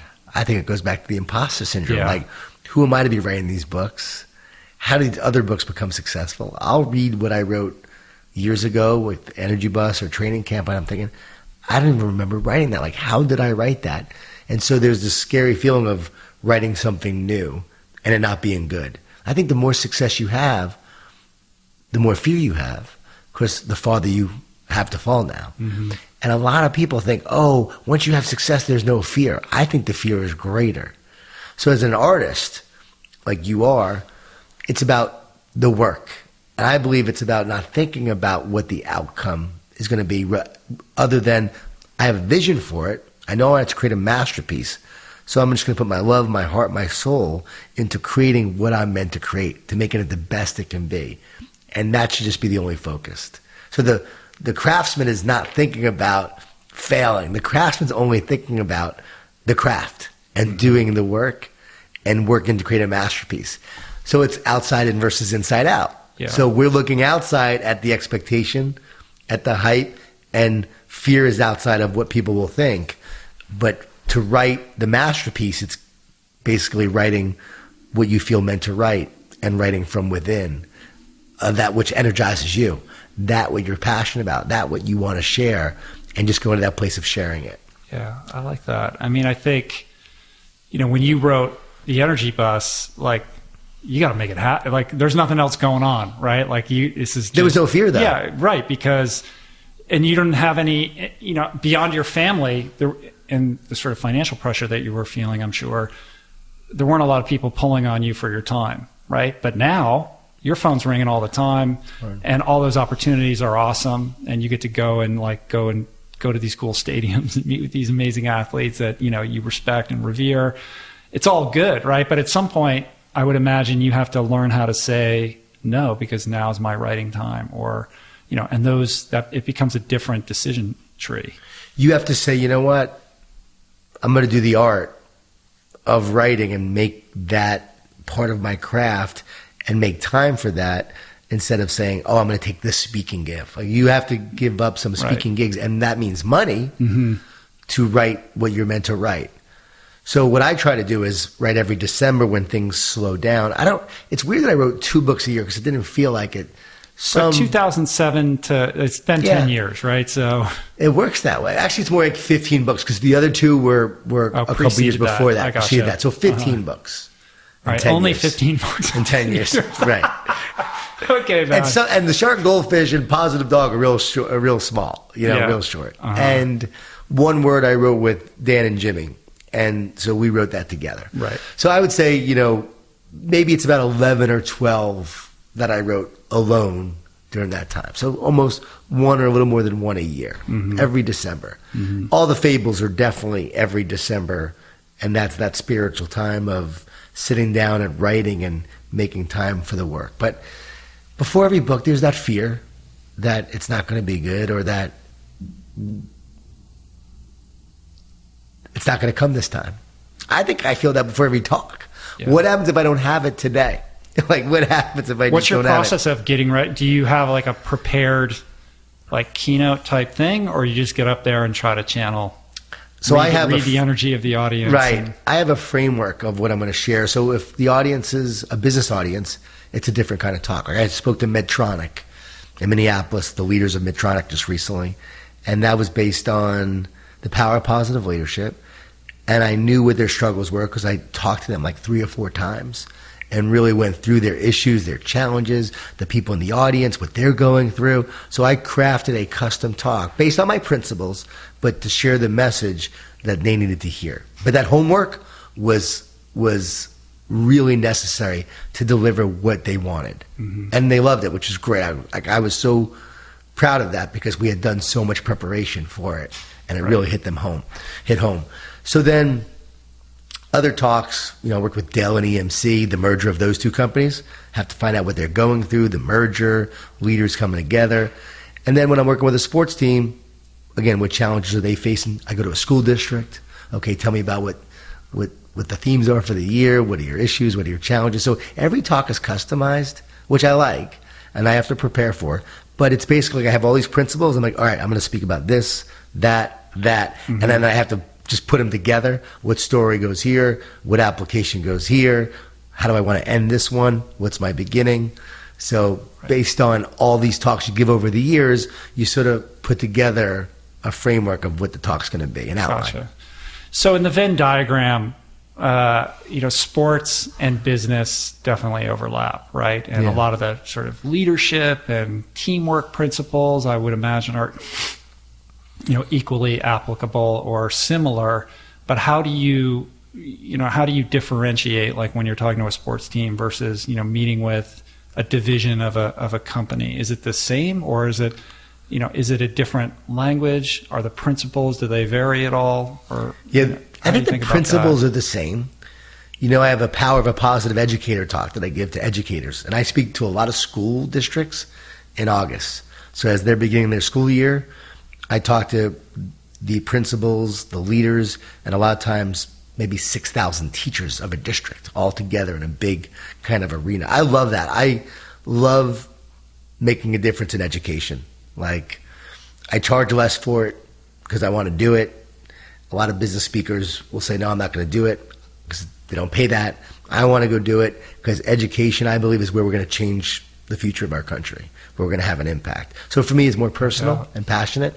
And I know that I got the master's in teaching at Emory for a reason, because I never taught.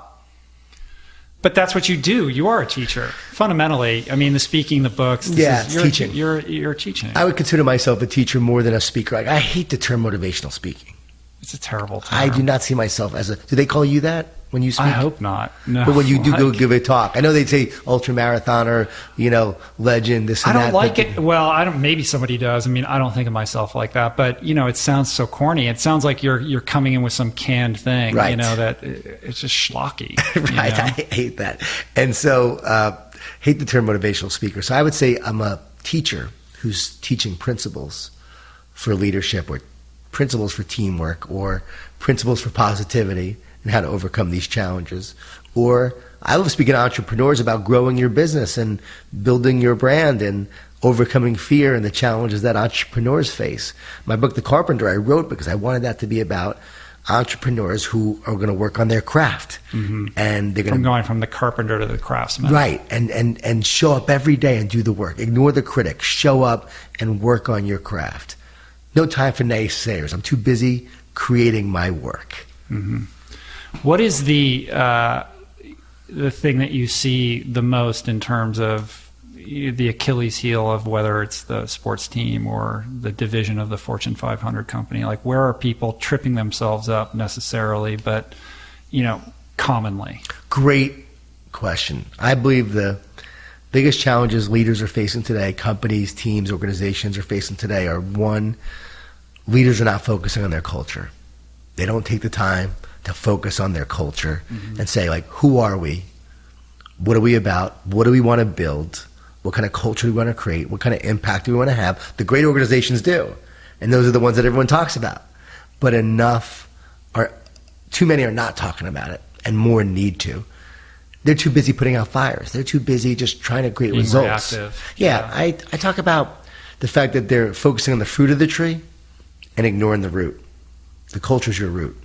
And if you ignore the root and focus on the fruit, the tree dies. But if you invest in the root and make it your number one priority, you always have a great supply of fruit. So it's countercultural.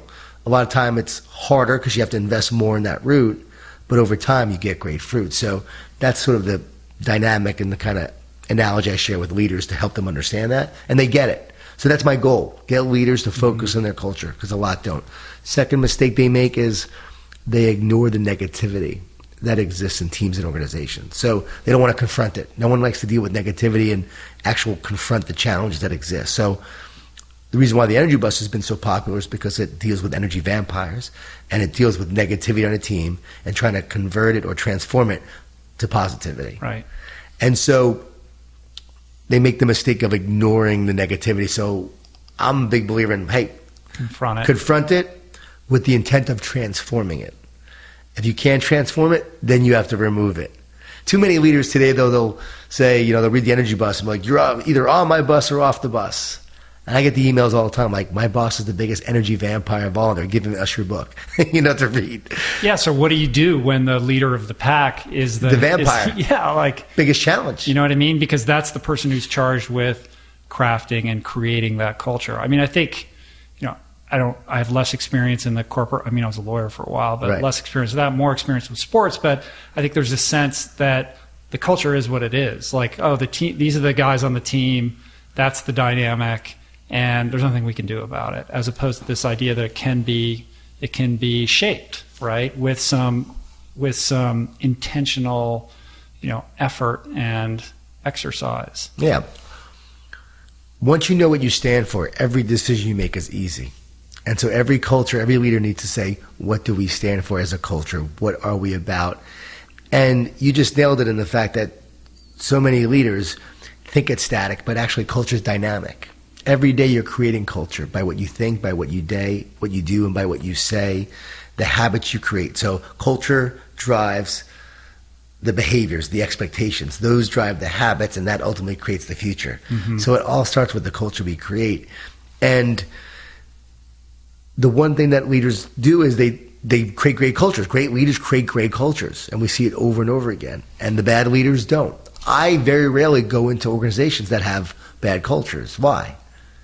They're not going to bring someone like me in. Right, because they're not looking at it. They're not looking at it. They don't care about it. So I love that you said culture is dynamic, because it really is. And every day you are either creating it or you allowing it to create you.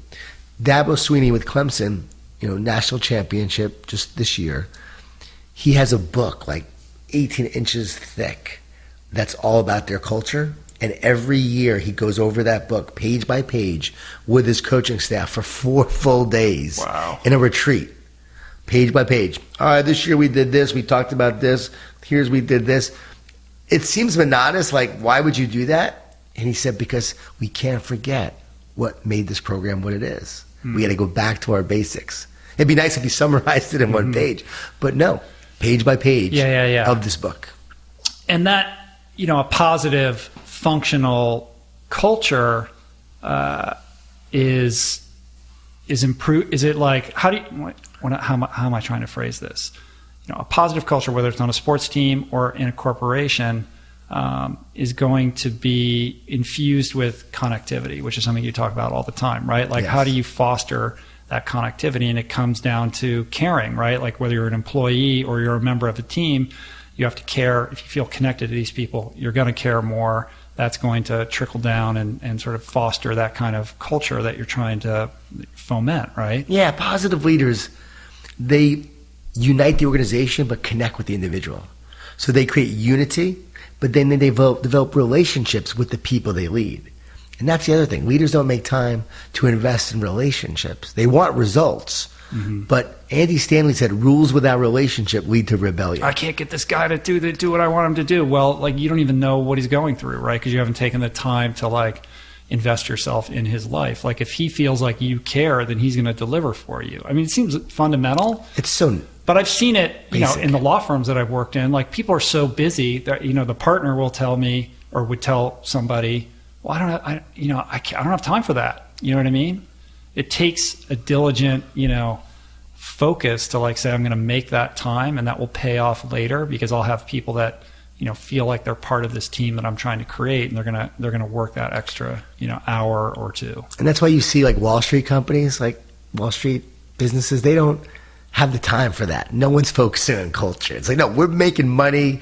This is what we're doing. We're a law firm. We don't have time for that. Sports teams, no, we're doing our X and O's. We don't have time for culture. No, we need to focus on... And those are the ones where you're going to have a lot of turnover. A lot of turnover, right. A lot of fires, a lot of issues, and then you see the Warriors, and then you see the Spurs, and then you see the Patriots, and then you see Southwest Airlines, and then you see great companies that have great cultures, and you see sustained success. You see sustained leadership and great leadership, and then you see the fruit ongoing of those organizations. And so it's like, why don't people get this? Like, it's so clear.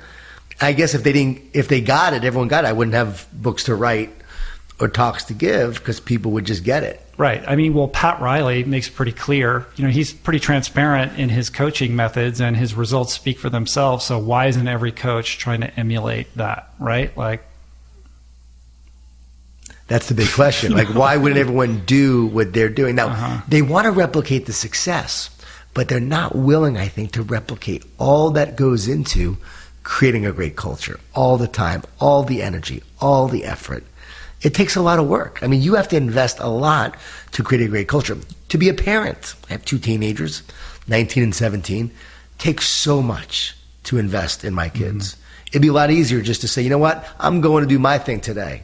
I'm surfing all day. I'm playing tennis. I'm going to do this. You guys deal with it. But I know years later I'm going to regret that. I want them to be the best they can be. So I will invest and make time for them, knowing in the long run, everyone's going to benefit. And so I think the same thing goes for leadership. Like, you can ignore your people, but if you ignore your people, they'll never perform at their highest level, and you'll never be the best team that you can be. So the best leaders I have found, they provide love and accountability.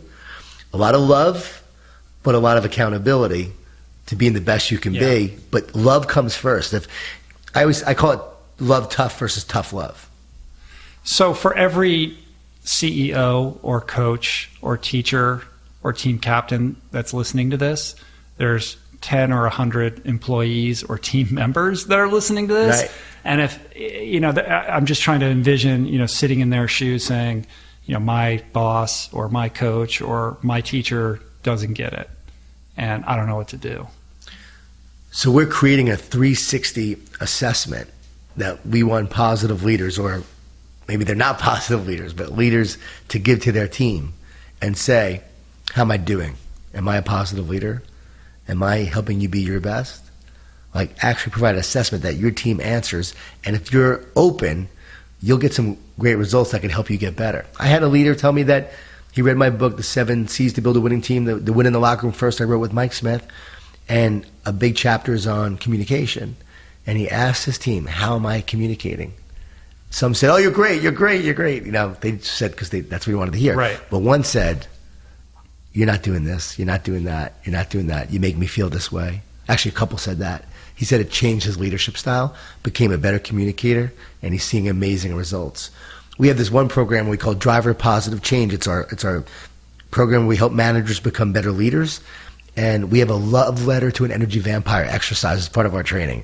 You have to write a love letter to one of your energy vampires. And the love letter is a letter of encouragement, of belief and support. Like, here's what I see in you. Here's the good I see. Here's the great things you're doing. And you may not want to write that letter, but we have them do it. Well, one of our managers who went through it, she reported back to us and said she did the letter. They wound up sitting down for 2 hours and had an amazing conversation, talked more than they ever had. Even in years of working there, the relationship bonded. She found out she was going through a lot of difficult challenges. That's why she was being a vampire. The leader found out that the employee was going through a lot of challenges, had a lot of issues. That's why they were so negative. And now they're like incredible relationship. It completely transformed the leadership style, she said. That's interesting. The first part of your answer involves a leader that is open to these ideas, right? But I'm just imagining like the employee sitting in a cubicle or in their office where they're on a dysfunctional team, right? And they're not able to get on the radar of their boss, or the person's just not receptive, right? Like, so is the solution, I guess you could shoulder some responsibility to be a leader in that department yourself and try to transform it on your own, or you got to leave, right? You have two choices. You change your attitude and say, you know what? I'm going to lead from where I am. I'm not going to complain. I'm going to lead from where I am and be a leader and an influencer in my sphere. I call it making your bus great. You may not be driving the big bus, but you can drive your bus and make your bus great and a model for other buses. Or, this culture is so dysfunctional, this culture is so bad, I don't see it changing. I'm going to go be a part of a great culture, and I'm going to look for a great place to work, which is why great cultures have the pick of people who want to work there. So many want to work there.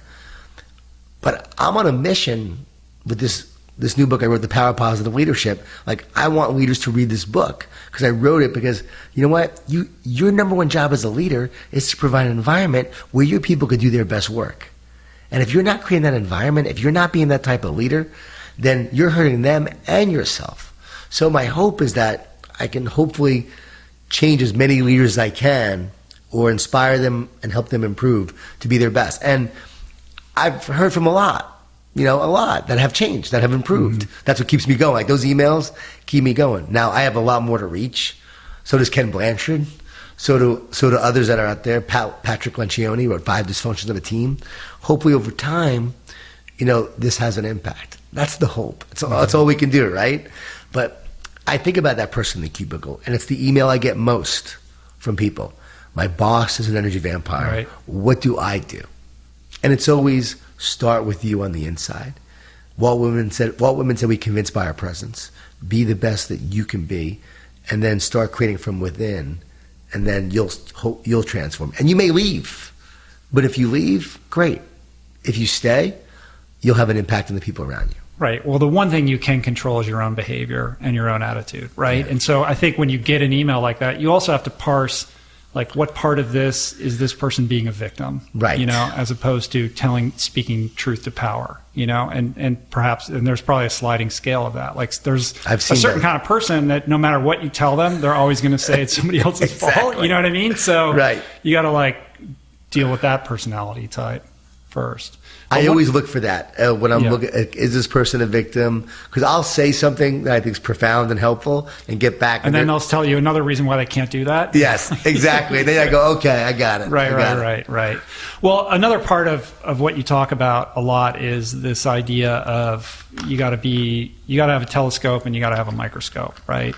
And there's different versions of this. I mean, Gary Vee calls it, clouds and dirt, or it's sort of like see, he would come up with a cooler term than I would. He would come up with. But cooler the principle terms. is the same, right? Like, you got it's sort of in this internet culture, and also in the kind of self-help world and everything that gets packed into that. It's like all about following your passion and have a huge dream, and nobody can get in your way, and the universe is mine. Like this, there's a sort of millennial entitlement that gets built into that as well. And that's great. You dream big, you know what I mean? But what are you doing right now? What is your next action? Like, what are the details of how you're living your day on a moment by moment, hour by hour basis? I love that. Well, that's the big picture vision of the telescope, of where you do have a vision of what you want to create. We do need a vision. We need a North Star that guides us. It's not some pie in the sky, but no. But it anchors what those decisions are going to be in those micro moments. Right. So you have this big picture vision that guides you. Like, when you have a vision that drives you with everything that you do, I have a vision that drives me. It's to inspire and empower as many people as possible, one person at a time. So going back to the tour, always making a difference, one person. If I'm too busy for that one person, then I'm not doing the right work. And that means that if someone reaches out to me on Facebook, I got to respond. Someone reaches out on Twitter having a problem, I got to respond. Not to promote their book or to teach them how to write a book, but you have a genuine problem with your life, I'll help you. Like, I will make time for that. So that's my vision that guides me. But then what's the zoom focus actions you need to take each day to realize the big picture in the telescope? So I have to do this each day. And I usually believe that we can do three things. Like, I believe you can really zoom focus on three things each day. So what am I doing today to realize that picture? What's my commitments? Because a lot of people have big visions, but they don't have commitments to reach the vision. So I believe you have to be committed to the vision, and commitments are greater than goals. I'm a big fan of goals, but I'm a much bigger fan of commitments. So explain to me the difference. So I was with an NFL team, and I asked them to write down their goals, and then I had them rip them up after they wrote them down. They took about 5 minutes to write them down. They were pretty upset. And then I said, you know why I'm having you rip them up? No, why? They were actually angry. I said, well, tell me about your goals. I want to have so many receptions, so many passes, so many touchdowns, so many yards. Everyone had their goals. Win a Super Bowl. I said, don't you think every other player in the NFL has the same goals written down? Doesn't every team right now have Super Bowl as one of their goals? So only one can win a Super Bowl. So will your goals take you to where you want to go? No, but your commitments will. Now tell me what you're committed to in order to reach the goals. One guy said, I need to spend more time in recovery. I don't recover enough. I don't invest in my recovery, so my body wears down during the season. Another guy said, I eat too much fast food during the season. I did it last year. This year, I need to eat healthier. Another guy said, my body starts breaking down during the course of the season. I got to visit the trainer when I'm injured and not ignore the trainer and take time for my health. They were all physical things, mostly, for their body, for their recovery, for their health, And so they were now telling me their commitments. And it was powerful when they started saying what they were going to be committed to. One player said, I'm going to spend more time in the film room, watching tape, watching film. I'm going to commit to that. It'd be interesting if you kind of rephrased it as that being the goal. Like, my goal is to, stay an extra half an hour after practice 3 days a week and do the extra fundamental drills or, Yes. whatever it is. Like, some guy said that. Yeah. Yeah. Some guys actually said, I'm going to do this, this, and this for extra time. I'm going to show up early in practice and spend 5 minutes working on this. Yeah. Each guy had something different that they were going to do. But if you have a whole team that has their commitments written down, then you start to see that. Yeah. And I love to do this with teams too. I say, okay, we all talk about being a great teammate, but let's talk about what great teammates do. And we'd put them up on the board, and you'd have all these things that make a great teammate. And then you ask each person to pick one they're going to focus on in the course of the season. I think you also have to get at the why. Like, why is that your goal? Right. Like, why is that personally important to you? And I think that gets to the connectivity piece. Like, you got to get, beneath everybody's skin and find out what makes them tick, what's important to them and why it's important to them. What is the drive? Why is it important to you that you get this many yards or, win the Super Bowl? And if you can connect with that, then I think you can like create, a way to support that as a leader or as a coach. Love that. Like knowing your why, because we don't get burned out because of what we do. We get burned out because we forget why we do it. So I think you nailed it when the why always should drive everything you do. Like I have the team sometimes pick a word for the year. So each player picks a word that's going to drive them to be their best. But then we ask, why'd you pick that word? Like what's the why behind the word? Because it's the meaning behind the word is even more powerful than the word itself. Mm-hmm. And where does service come into that? Well, some people's word might be service. For me, serve was my word one year. But service is always... So you pick like a word every year? Yeah. Yeah. Every year pick a word. That is like your thematic... Been doing it for 6 years. Wrote a book, One Word That Will Change Your Life, with Dan and Jimmy. They've been doing this for over 20 years together. They're like accountability partners, great buddies. They've been doing it for years. And they have a thing, one word. And so I started doing it when they told me the idea 6 years ago. And it was catalytic. It was so powerful. So what have your words been over the years? So they have been, purpose was my first word. Serve was a word another year. Rise was my word another year. I wanted to rise to a new level of health. I was dealing with a lot of food challenges. I have a lot of food allergies. So I eat mostly vegan, except seafood. So I do seafood and vegan. My word was forgive last year, which was tough. That was a tough year because I had to forgive my biological father. So I worked on that. This year, my word is still, to be still. And to... That's a tough one. Not be drawn into all the craziness and the noise. Yeah, I'm not doing great with it this year. I have to admit, it's not been a great year with my word. Next year, too. No, you're not allowed to pick it again. You're not allowed to? No, okay. Because you know what? It's not meant to be a word where I failed or I didn't succeed with my word. It's a word that's meant to mold you and shape you, and it's just part of the journey. But next year, there's a new word that's meant for you. So every year there's a word that's meant for you. And I can look back and see how these words have shaped my life. It was pray one year, and my wife's word was persevere. So she had persevere, I had pray, because we have teenagers. So we said, somehow we'll get through this. That's funny. What would you tell your young self, your 23-year-old self? What have you learned over the course of this adventure that you've been on? I tell student athletes this all the time in college. I say, the one thing I would tell myself is, don't worry, she's out there. You'll find her, in terms of meeting my wife. So everyone's searching for love. Like, there are young people that worry about that. Like, they worry about meeting the one that they're meant to be with. Yeah. And they do worry about that. So one thing I would tell myself. The other thing I would tell myself is what I've learned from Dr. James Gills, and I've shared this before in other places, but it's so powerful. And being an ultra athlete like you are, Dr. James Gills is the only person on the planet, I believe, who has completed 6 double Ironman triathlons. 6 double man. Is he the only person still, or? I don't know. What's his name? Dr. James Gills. Yeah, I don't know. Maybe. Yeah, 6 double Ironman. Last time he did it, though, he was 59 years old. 59. That's awesome. Yeah.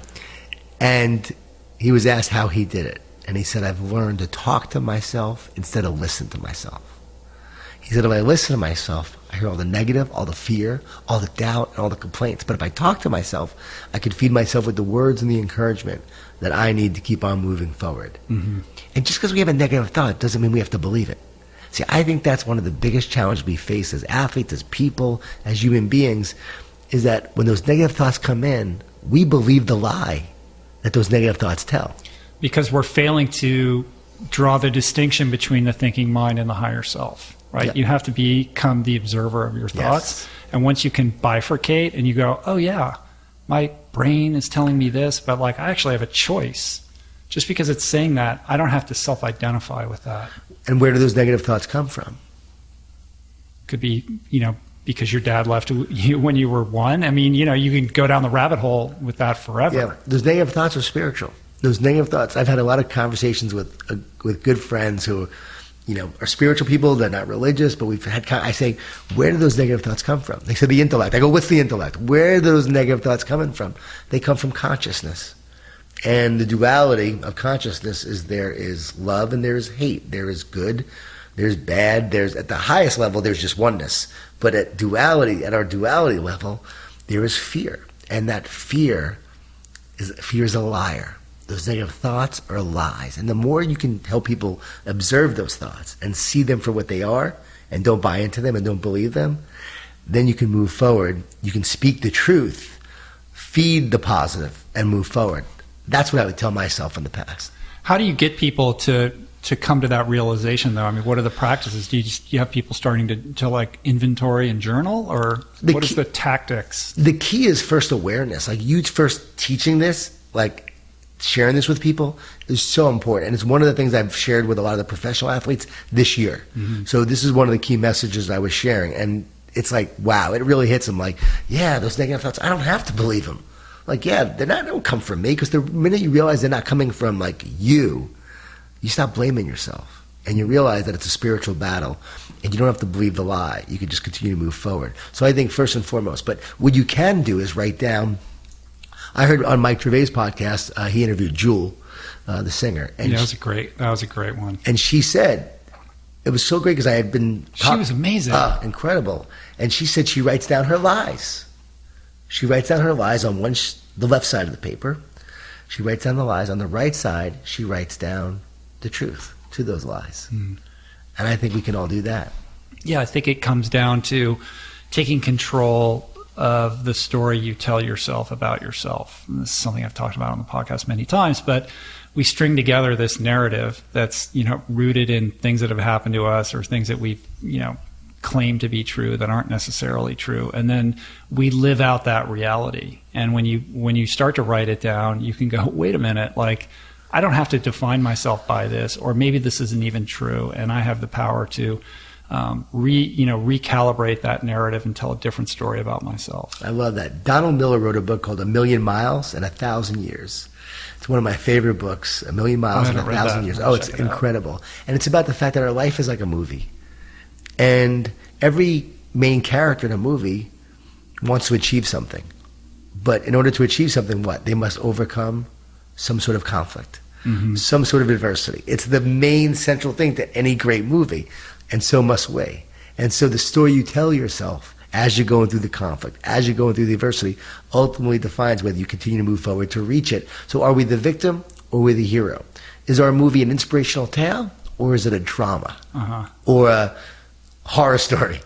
And I think ultimately the more we define our life as an inspirational tale, the more we see ourselves as the hero, not the victim, we get up and we move forward. Victims get knocked down, but what happens? They stay down and they complain. Mm-hmm. But heroes get knocked down like a victim, but then they get back up, and through adversity, through the conflict, they create the future. I like that, man. That's beautiful. Mm. Well, we got to bring this energy bus into its parking spot here. But it's been a journey. Yeah, no, it's good. It's been awesome. But I always like to leave people with a little bit of wisdom or inspiration. For the person who's listening who just feels stuck. They're just they just can't see their way out of their current situation, which maybe isn't terrible, but ain't that great either. Like they're not living their best, most authentic life, and they can't see where that exit hatch is, and they just need that first step or a little bit of guidance to kind of broaden their perspective and perhaps open up the possibility for a better trajectory. I think the best thing we can always share is truth and perspective and principle, rather than say, do this, this, and this, because actions are going to be different for each person based on consciousness and based on what's meant for that person. But I always talk about the fact that we will all be pruned. If you go through life, you realize that you will be pruned like a tree. And if you've ever seen a tree that's been pruned, it looks like it's been destroyed, but it hasn't been destroyed. The pruning is meant to help the tree grow more fully. And just like that tree, we get pruned. And it looks like we've been destroyed, but no, that circumstance, that event, that challenge, that setback is not meant to destroy you. It's meant to help you grow more fully. And your perspective and your mindset during the pruning, during the challenge, ultimately determines whether you will continue to keep on growing to become all that you're meant to be and to become more fully. So just being aware of that pruning, that it's part of the growth process. I believe there's 4 stages to greatness: the preparation stage, the growth stage, well, the planting stage before the growth stage, planting, growth, and then the harvest. And so you have to go through the growth stage to harvest. You have to go through the pruning to go through the harvest. And it's going to be all part of your journey. Right, and not be in a rush to just get to the harvest. Right, and to know that there are stages in life that you have to go through. And it doesn't mean it's the end. Don't say it's the end. It's just a new beginning. So perspective and mindset, hopefully that leads you then to an action that you will take to better yourself and improve yourself, whether it's a gratitude walk, a thank you walk, whether it's journaling, whether it's going for a run and starting to do more exercise, getting yourself fit. For each person, it's going to be different. But ultimately, it's about becoming the best version of you. But ultimately, you have to know that this is just part of your growth process and part of your journey. And everyone has to go through it. No one goes through life unpruned. Yeah, I like that. I think, for a lot of people, they feel bad about themselves because they don't know what they're passionate about, or they don't feel like they have this sense of purposeful direction, and they shame themselves. Yes. And I think it's okay to not know that. I think it's important for people to understand that you have permission to not know that you are in that, you're in that pruning stage, or you're in this gestation period, and you're supposed to be contemplating this and wrestling with it, and trust that, ultimately, if you devote yourself to that process, that you will ultimately figure it out and then emerge into that growth phase that precedes the harvest. And start to just live on purpose. You may not know what your bigger purpose is, but what I have found is the more you start to live with purpose and live on purpose and be intentional, a greater purpose starts to flow through you. So I call it your small why. Like your small why, like, okay, I'm just going to make a difference here. I'm going to go to the coffee shop, and I'm going to impact that person in the coffee shop today. I'm going to make that person smile. I'm going to get on that bus, and I'm going to see how many people I can interact with on the bus today and just make them laugh. Or maybe you're an introvert. Okay, this is all extroverted thing, but maybe you're an introvert, and I'm going to write something today that's going to make a difference, and I'm going to send it to someone. So start living with intention on purpose. And I find that the more you do that, this bigger purpose that we're talking about starts to flow through you. It's almost like the pipeline opens up and the bigger purpose starts to flow through you once you start living on purpose. Yeah, I think that's true. Yeah. That's a good way to, I think we parked the bus. All right, man. It's been a ride. Thank you so much. Great talking to you, John. Great talking to you. Really appreciate Thanks, it. Rich. Awesome, man. Keep doing what you're doing. 2 books a year. Next time we sit together, you'll have 35 books. If someone's listening, what's the first book that they, if you're new to the listener, where do you suggest people? I always say just start with the Energy Bus. Energy Bus. Yeah, that's your best sell. That's still the best selling. Sells more than all my books combined. I think. Really? That's crazy. Wow. Yeah.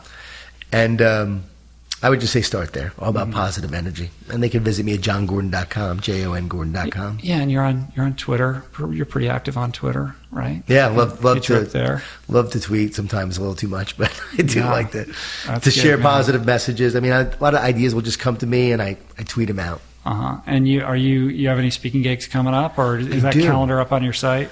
No, or is that all private? Do you ever do like open to the public? Some events where they'll have the events. I don't put on my own events, but I'll speak at public events. But I'm going to the Horticulture Association of America, speaking in Columbus, Ohio, and then coming back from there, I'm going to do the Rams on the 30th of July. Wow. So I'm looking forward to speaking to that team, and then hopefully do some public events in the fall. Awesome, man. Thanks. All right, man. Well, best of luck. Oh, thank you. Thanks, Come Rich. back You're and the best. Talk to me again sometime. All right. Yeah, next time we got to talk about our diets. Yeah, we should. Yeah, that would. That's, to me, that's fascinating, and it's something that I think people need to eat healthier in this world. Man. And what you're doing is so important. I mean, it's it's what's excites me most about your work. I mean, I know you do an incredible work. You're so insightful on so many things. Like, wow. But this is, our body is our temple. Yeah, it is. It's true. And I'm sure you see this. I mean, you mentioned it earlier when you go and you visit these professional athletes. A lot of them are just not eating that well, man. And it's crazy. These guys are Ferraris and they're putting, junk in the trunk.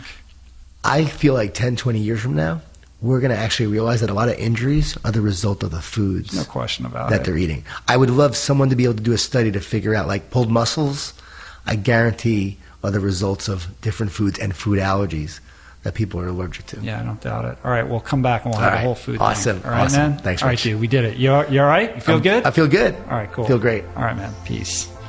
Let's. Yeah. Thank you. That's awesome. Thank you. Cool.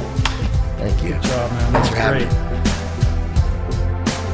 All right, we did a great conversation. I hope you guys got a lot out of that. I certainly did. It was a joy being able to connect with John in person and share his powerful message with you guys today.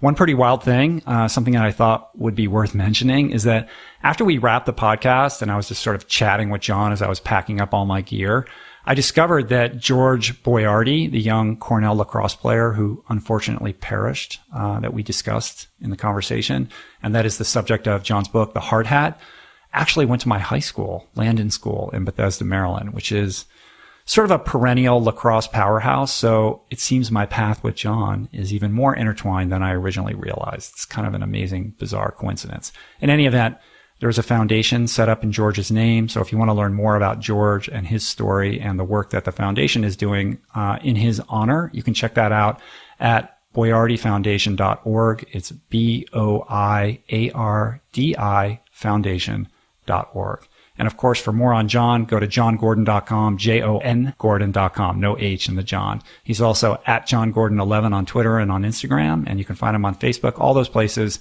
Give him a shout out. Let him know what you thought of the podcast. Say, hey, what's up?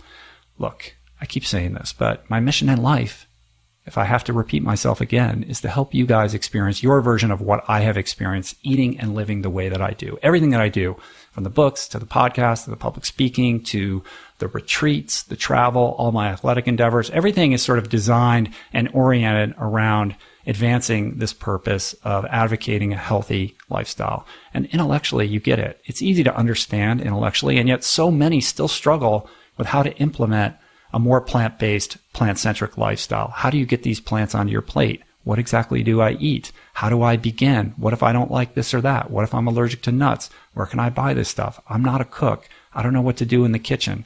It's for all these reasons that we created the Plant Power Meal Planner, which is this unbelievably powerful, robust, online, mobile-friendly resource tool that takes all the mystery and guesswork out of the whole affair at an incredibly affordable $1.90 per week. Let's face it, that's like loose change. That's barely a cup of coffee at Starbucks. In exchange, here's what you get. Thousands of plant-based recipes. Thousands. Unlimited meal plans and grocery lists. Everything totally personalized and customized and individuated based on your goals and your food preferences and your allergies and your time constraints. Amazing customer support from a team of experts. Grocery delivery in 22 metropolitan areas via Instacart. So in essence, you join this meal planner.